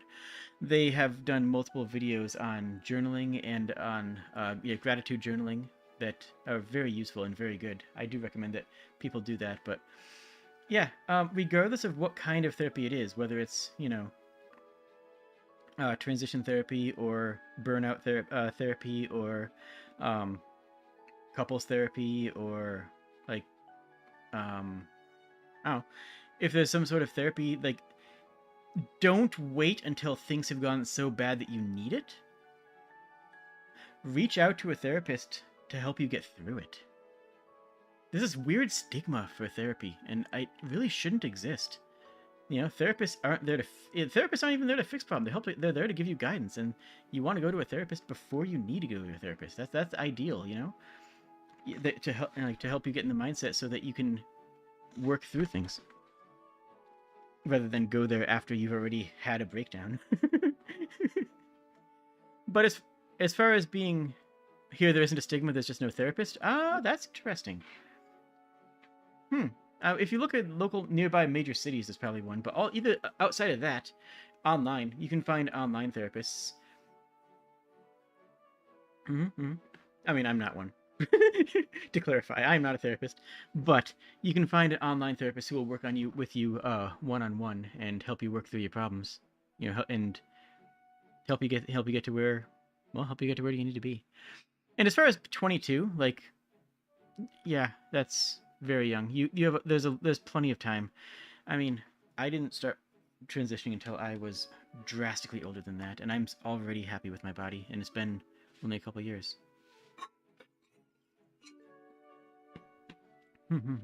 I mean, yeah. And I'm looking into facial feminization surgery in the next couple of weeks, and that's cool. Probably not full like surgery, like rearranging, but getting stuff lasered and electrolytized. You know the one.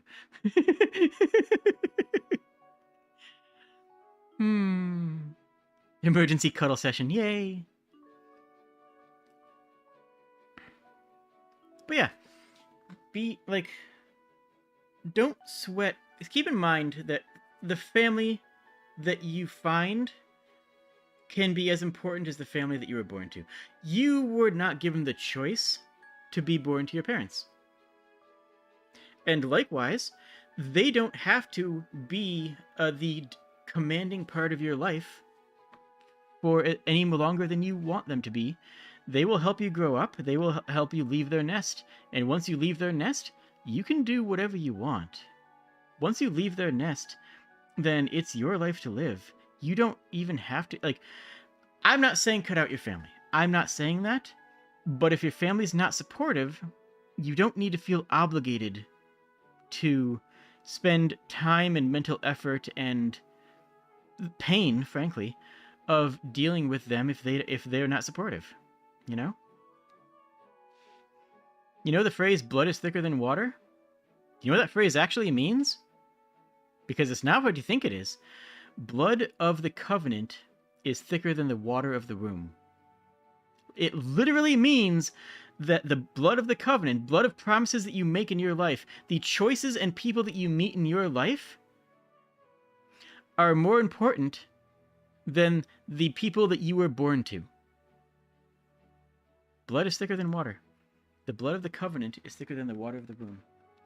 Family is there to help you grow, and once you grow, it's up to you to decide what family means to you, and it might not be the people you were born with.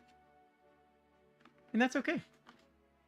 And again, that isn't saying to cut out your family, but if they're not supportive of you, you should find people who are supportive of you. You know? Find your local cat girls. There are definitely situations where going low and no contact with blood family can be beneficial. There are situations like that. There are also situations where you need them to survive. There are situations where you need them to be able to get to a position where you can become yourself. Yeah, I said it. I'll say it again. There are times where your blood family is there to help you get to a position where you don't need them anymore, and you can be yourself. And you can get there.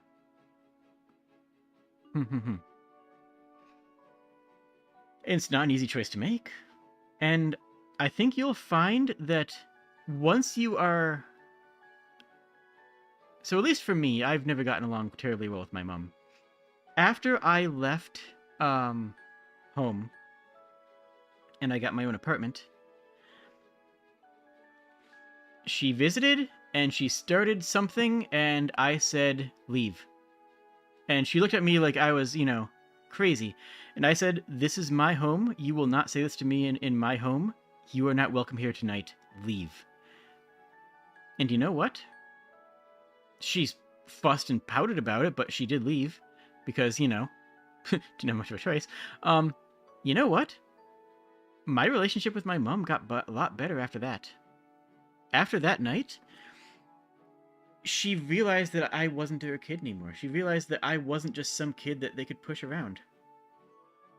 And I don't know if it's right to say that she respected me more after that. I think that's probably the wrong phrasing to use. But something changed in our relationship at that point where I think it's more about me having the confidence to stand up and say, no, I don't need to listen to you. I can live my own life now. I think it was more about me than her in that situation. But either way, my relationship with my mother improved then. And I think, frankly, if you get out and start HRT, guess what? They'll probably be more accepting than you expect. And if they're not, well, that's on them. That's their problem, and that's not your problem anymore. And, well, it's as much your problem as you choose to make it. How's that for a phrase? It's as much your problem as you choose to make it. And that's, well, there's a lot of ways that can go. Maybe it'll end up being that, yeah, you do respect your parents a lot, and you do want them to be a part of your life, but you are going to be able to make your own choices, and they're going to have to respect your choices. Or maybe you're going to cut them out entirely and say, you know what, you've been kind of toxic, and I don't need that. Or maybe you're going to say, hey, I really care about you guys. I'll see you guys for dinner, but I'm not going to call you outside of, I'm not going to call you this week. I've got a lot going on. Maybe there's something there that can be worked on, but it'll be in a different situation. Your mom knocks before poking her head into your room? That's good. That's polite. That's civil. I mean, that seems to me like, it seems to me almost like a bare minimum, but then again, I don't know. I don't have a bad relationship with my parents. I actually saw them today. Hung out with them today.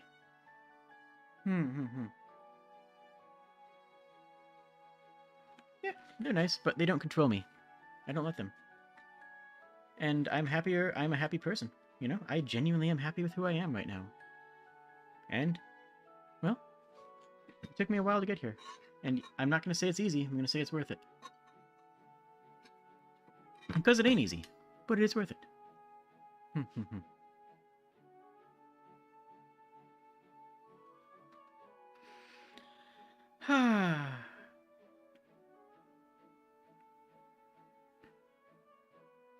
I'm respecting your privacy by knocking, but asserting your authority by coming in anyway. I mean, again, when they don't have that option, when you have your own place, even if it's an apartment with like a single bedroom apartment with 2 other people, and you have a tiny shovel of floor space, even if it's that, it's not their place to do that, and they will change their mindset because, hey, wait a minute, I can't just walk into your room and demand things of you. They'll change how they see you, and it'll usually be for the better, in my experience, and in other people that I've seen.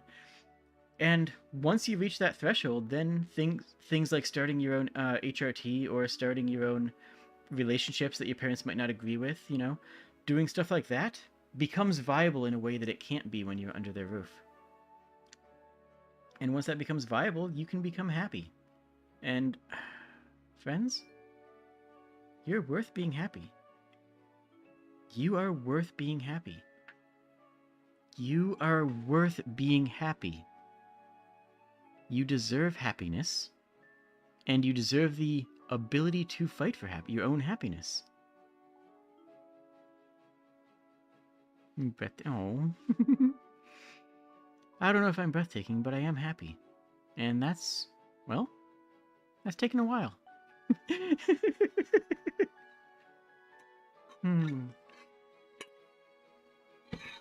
It's taken a while to get here, for me. But, yeah.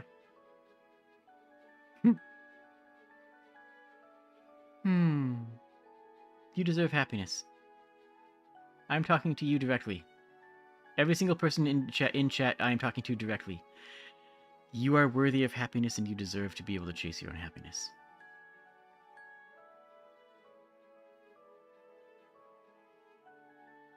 Seriously. And I know that can be hard to admit to yourself, Especially when you walk in front of a mirror. Jade, that was a touching speech, but since it was a response to a joke from the Fairly Odd Parents, it feels less so. I've never seen that show. Okay, well, I guess I'm a bit undercut then. Wow.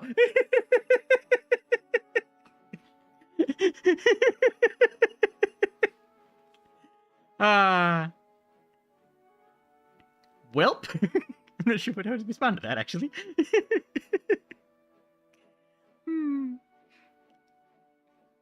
You're happy listening to Bold. Aww, thank you.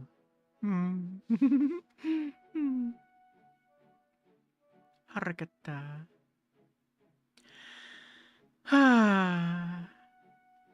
Yeah, I grew up more on. Let's see, what did I watch as a kid?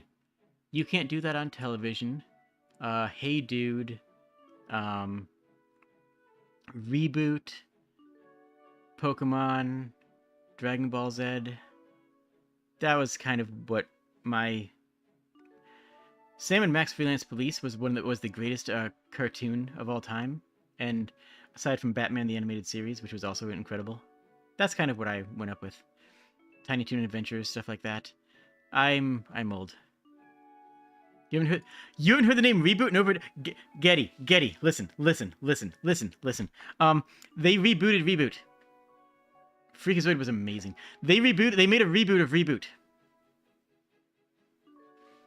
They made a reboot of the TV show Reboot, and it is the worst thing in the world, and I 100% suggest watching it for hate. Just, seriously, put aside, it's like 20 episodes or something, I guess, maybe, I don't know. I can check, but I really don't want to. I absolutely recommend putting aside an evening and just hate watching it. It is... oh boy, it is absolutely bad. And I love it. It's so bad that it wraps around into being incredibly entertaining. I'm not going to say good. It just never hits good. It's not good. It's not so bad that it's good. It doesn't... No. But it is so bad that it's bad, and it's entertaining. Is it as bad as The Room? No, The Room is incompetent.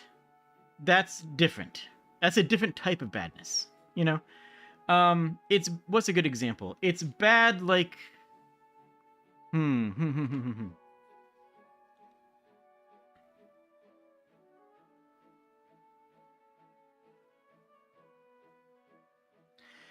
I want you to imagine a bunch of executives in a room that have never seen Reboot talking to each other and saying, "This was a live-action show with kids in power armor, right?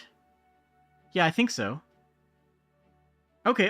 We'll write the script around that, right? Okay, yeah, that sounds good. Like they fight putties and go into cyberspace or something. Imagine just a bunch of executives in a room completely conflating Power Rangers and Reboot. Like the Resident Evil show. I haven't seen that, but possibly. Because it's half live action. It is. Yeah, the Reboot TV show, the Reboot, is half live action. And you might be wondering why. To which I say, that's all I can say, is just that. All I can say is, that's all I can say to it. Live action isn't people outside the game? Yes. 50+% of the show is outside of the computer world. And the characters go into the computer world and get power armor to let them exist inside the computer world. Which you never see. You never see the loving renditions of a world inside of a computer. You never see the cityscape inside of the PC. You never see... It's not like an isekai where they go in and come back. No. It's not that. There are 2 characters in that show that are good. 2, and that's it. That is actually it. The first character that's good is a AI. It's one of the programs in a computer that has been taken out of the computer and given a human body. And that actress is incredible. She knows that she's like the only one who realizes that she's in a campy show. And she is honestly a really good physical actor. She's like genuinely surprisingly good for everyone else around her is doing. And then like she's the only one who actually kind of understands the level of camp that this show is working on, except for Megabyte, because they bring back Megabyte, and that voice actor goes hard. They know who they are, they know their character, and I guarantee you that they turned down lines at some point in studio and said, no, this is what Megatron would say. Like their character is so good that they should be in a different show.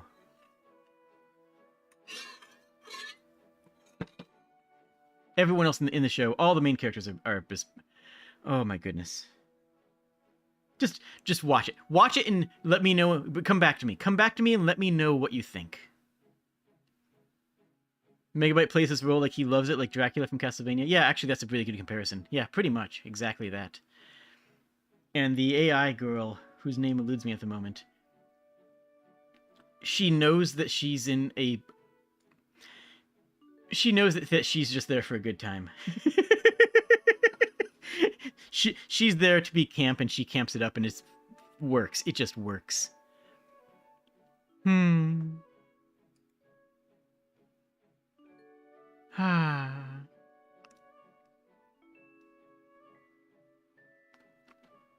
Also, Dogs in Space got a new season. I've been watching some of that. Dogs in Space is like unironically one of the best cartoons to come out in recent times. Genuinely good. Genuinely unironically. Go watch Dogs in Space. It's on Netflix. Go watch Dogs in Space. Just do it.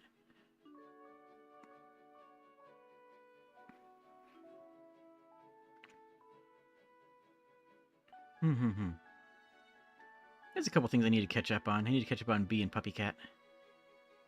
And I've been meaning to watch Lupin for a while. Because, like... I don't know, it sounds awesome. It's actually the stories of Arsène Lupin, the gentleman thief. And that sounds hype. I don't know. That's what I'm watching right now. That stuff. Also, occasionally I'll just thumb through Amphibia. Like, every once in a while I'll just put on Amphibia and just, like, watch an episode of that, because it's a good silly show. The funny thing is I have a bunch of shows that I watch with different people.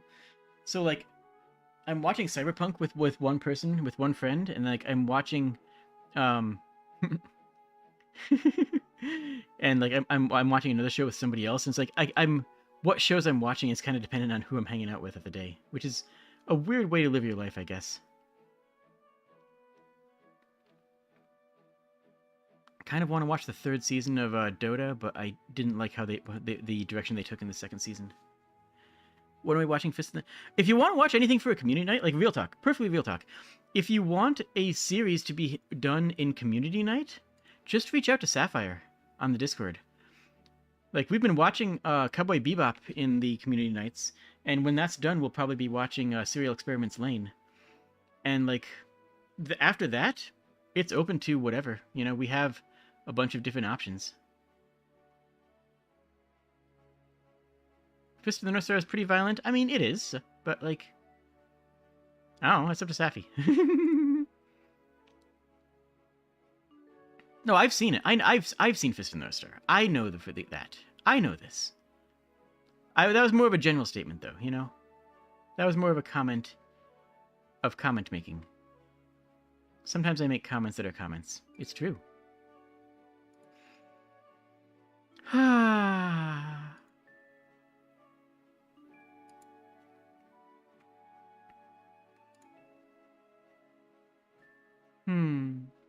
Aside from that, I also picked up the Forgotten City to stream. I picked up Soldiers, but I kind of decided that I'm just going to play that on my own instead of stream it. I don't think that's going to be as streamable of a game, and it feels like just a game that I just want to relax and vibe with. Same with Brock the Investigator. I want to play through that, but the stream was, didn't do so hot performance-wise, which is important to me. You know, I want the channel to grow.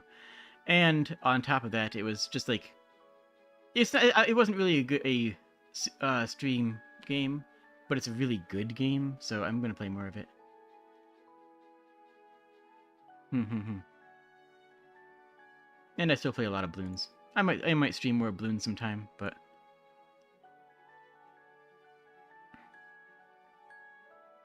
it does have a cohesive story.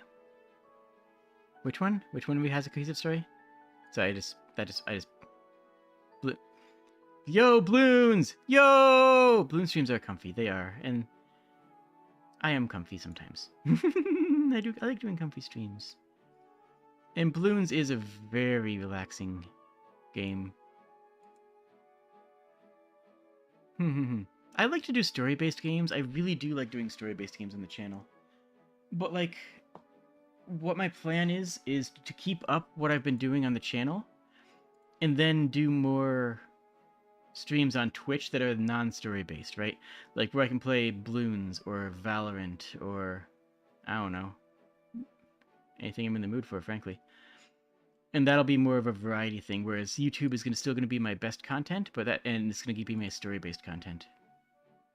Dungeons and Dragons, RPGs, and adventure games.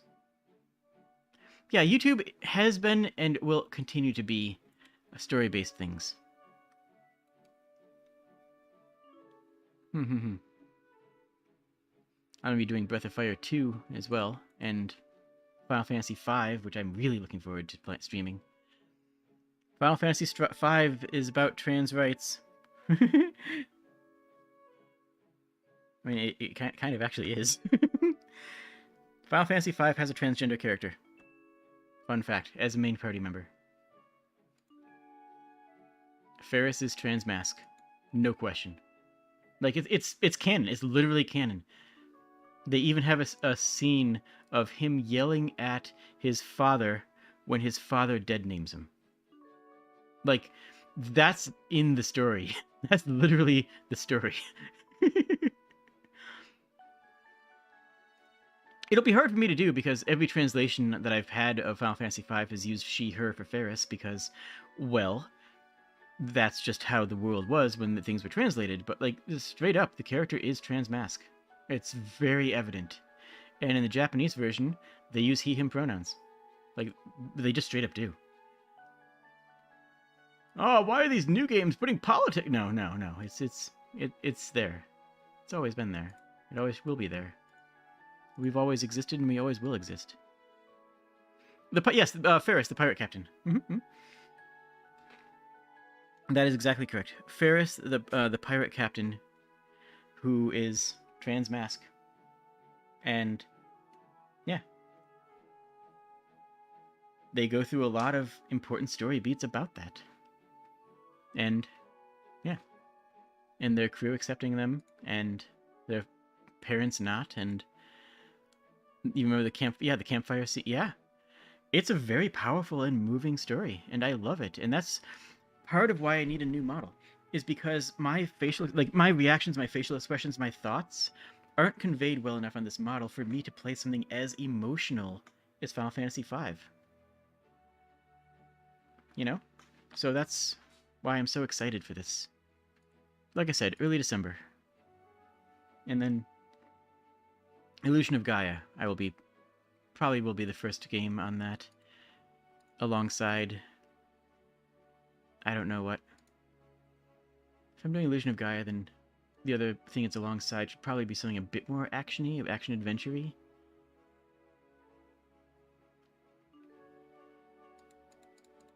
I don't know. I'll worry about that someday. Maybe something like, maybe Tunic, or Beacon Pines, or something. I don't know. I don't know. I'm just doing my best. I am just a weird internet lizard who is doing their best. In the Hungarian dub of Yu Yu Hakusho, they gave Kurama a female voice, and it got really awkward when they got half naked. That's actually really interesting. It's not that uncommon to change. Well, I mean, I guess it is pretty uncommon, but every once in a while, a localization will change a gender or something of that nature. Your best is pretty good, if you ask me. Aw, thank you. That means a lot to me. What I need is I need to be more engaging. Like, what I mean literally. I mean that in the literal sense. I need to be more convincing with engagement. Because I try to do calls to action. I try to say, hey, tell me what you would have done in this situation, or tell me who your favorite character is, or tell me what you think about X in the comments. And I get like maybe one comment about that. And comments are a big part of how YouTube knows that I'm interesting. You know, that's how YouTube knows that people watching me are actually people. And I need to figure out a way to be more engaging to my audience. In Japan, it's common for a female to play male role. I mean, wait, but here it just doesn't work? I mean, Bart Simpson is voiced by a woman. I mean, that's common knowledge, right? You all know that? Like, that's something that you all are aware of. New objective comment on every Jade VOD, that would mean the world to me. It really would. I read every comment, and I respond to almost all of them. The only, like, real talk, the only comments I don't respond to are the ones where where a response isn't really available. You know what I'm saying? You know what I'm saying? Like, yeah. Where if someone makes a comment that doesn't really have a. But Bart is a kid. Same with Naruto. That's true. I don't know. Yeah, in Japanese dub, Goku was voiced by women. So if you just say beans, you won't respond to that? I mean, honestly, that I might. If you respond with beans, I might respond with beans too. I might. I don't know. We'll figure that out. If you believe. Do you believe? I don't know. That's channel meme enough that I probably would. And when I say comment, I mean actually comment on the video, not like live chat. I love live chat too. I mean, that's part of... This channel has always and will always be like 2 steps away from being an upload channel where I upload Let's Plays. Just being honest with y'all. There's always, like, that's more the content that I watch. I don't watch streamers. If I'm perfectly honest with y'all, I don't watch streamers. That's part of why I'm so different. There's a couple of reasons why I'm so different from other streamers, and one is that I don't watch them. 2 is that my style of commentary comes from Let's Play channels. My style of commentary is somewhere between, you know, is more along the sides of, like, you know, Playframe, Alpharad, Game Grumps. Like, I do more of the... Actually, probably Ross would be a better comparison than Game Grumps, because that's always multiple people, and I don't always have multiple people. But anyways, my style of stuff that I watch and stuff that I make is less about being live. But I like being live because I like having chat and I like talking with you guys, and I genuinely do value your input, and I like hanging out with that. I think it works well, but that's why what makes me unique in this, as a VTuber, part of what makes me unique as a VTuber, is that I'm not a normal streamer, I guess. I'm an amazing. Oh, thank you, Oraka Crimson Pelt. That's a cool name. Welcome.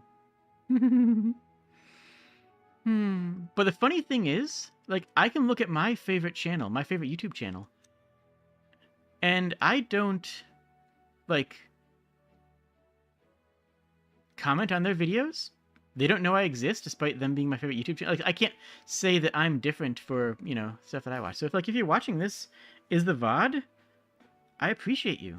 Even if you don't respond. I genuinely just appreciate the fact that people are watching me, that people think that I'm interesting enough to spend their eye time on, that people are interesting in, that I am an interesting enough person that people are willing to spend their eye time watching me. And that alone means the world to me. But at the same time, I have to think about, like, oh, that's true. Ear time is true too. I know a lot of people watch my videos as background, and I'm okay with that. People will put on my videos while they're painting or cleaning and stuff like that, and just use it as an audio log, which is why I read all the text in the games I play, is because I know that people do that. So ear time is probably a better way of phrasing it.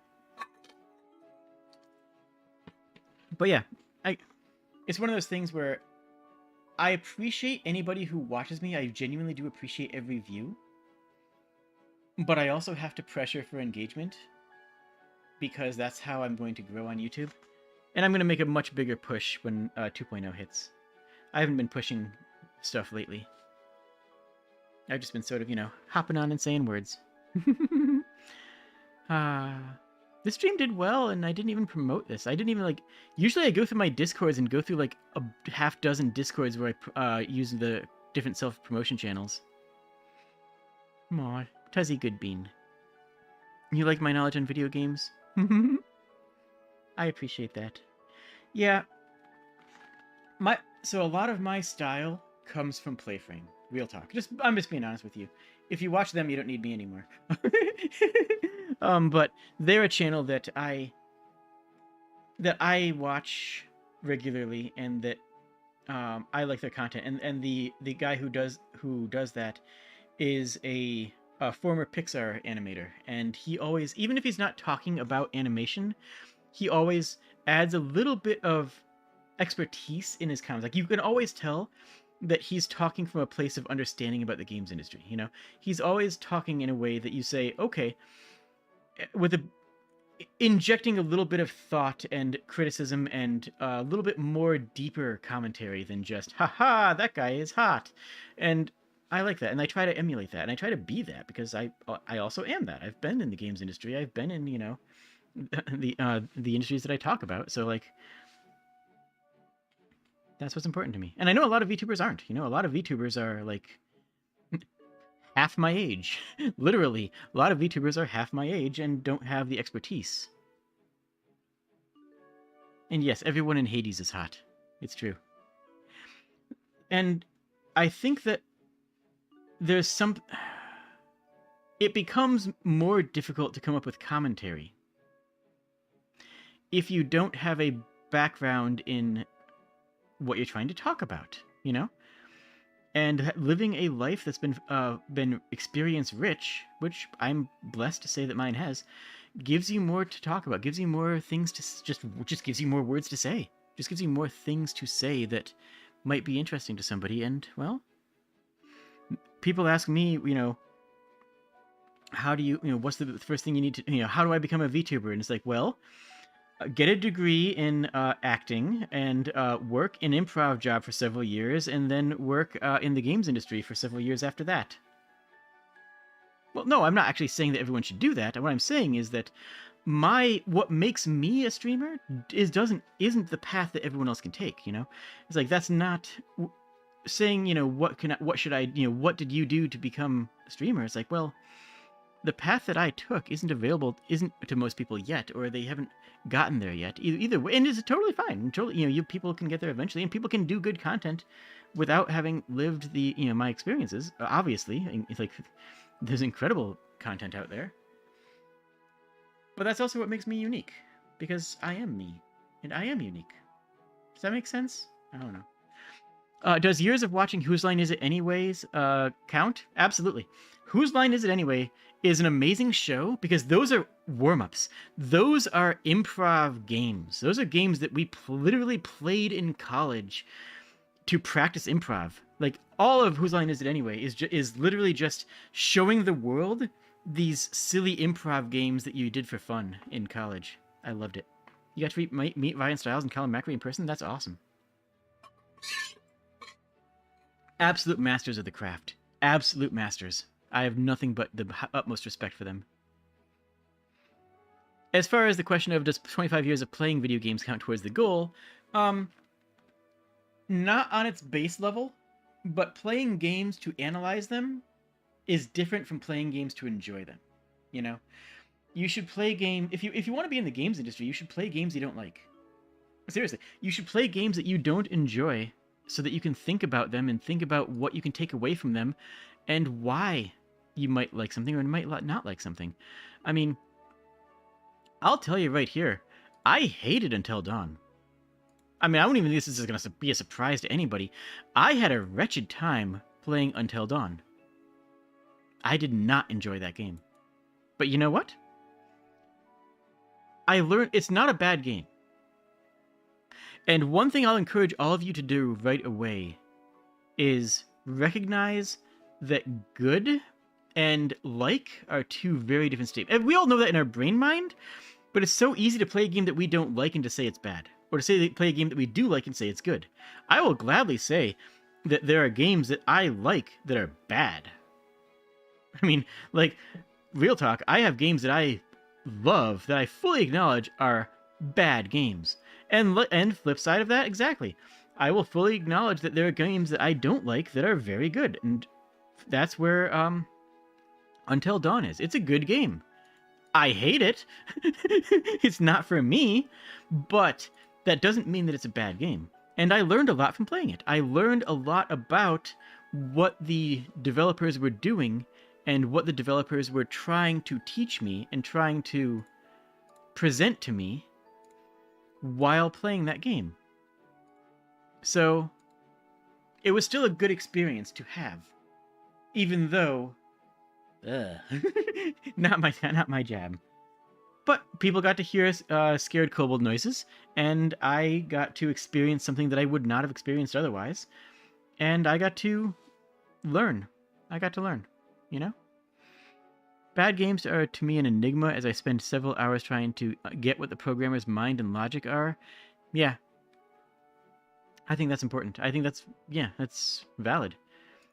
I used to play some of the old adventure games, and some of those were just beyond cryptic. Just cryptic to the point of absurdity. But there's a fun in that. There's a type of fun in that. Even if it's not the kind of fun that you might normally be wanting to go into, that doesn't make it not worth playing, you know?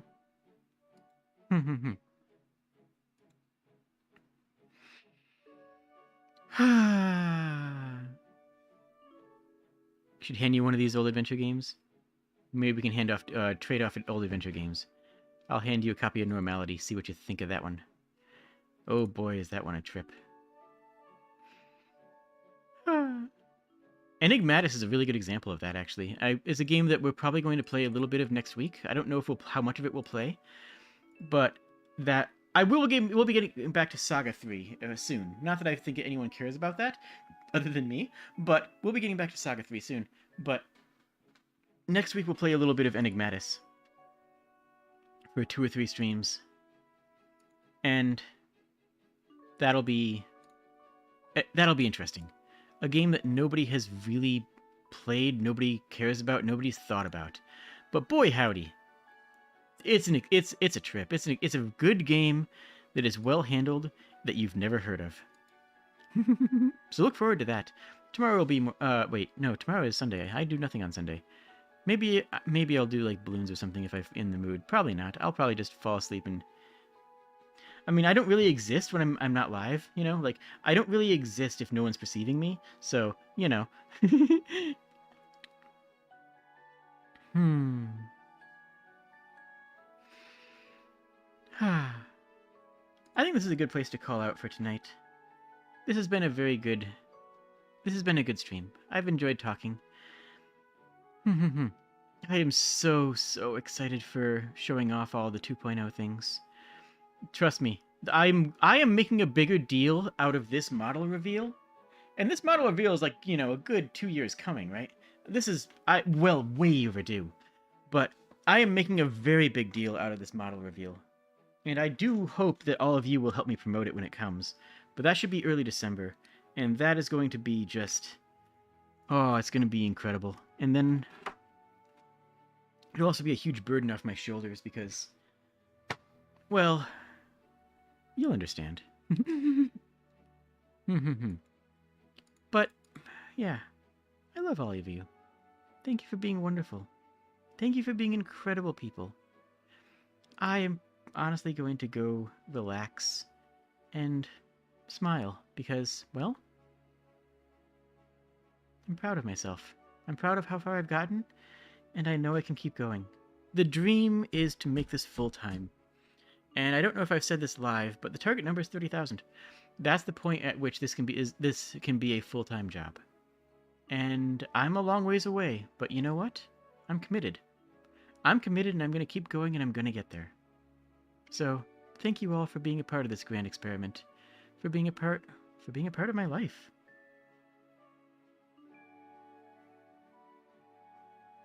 I'm going to cry now. No, okay. Good night everybody. Thank you for being wonderful and I'll see you again real soon. Cheers.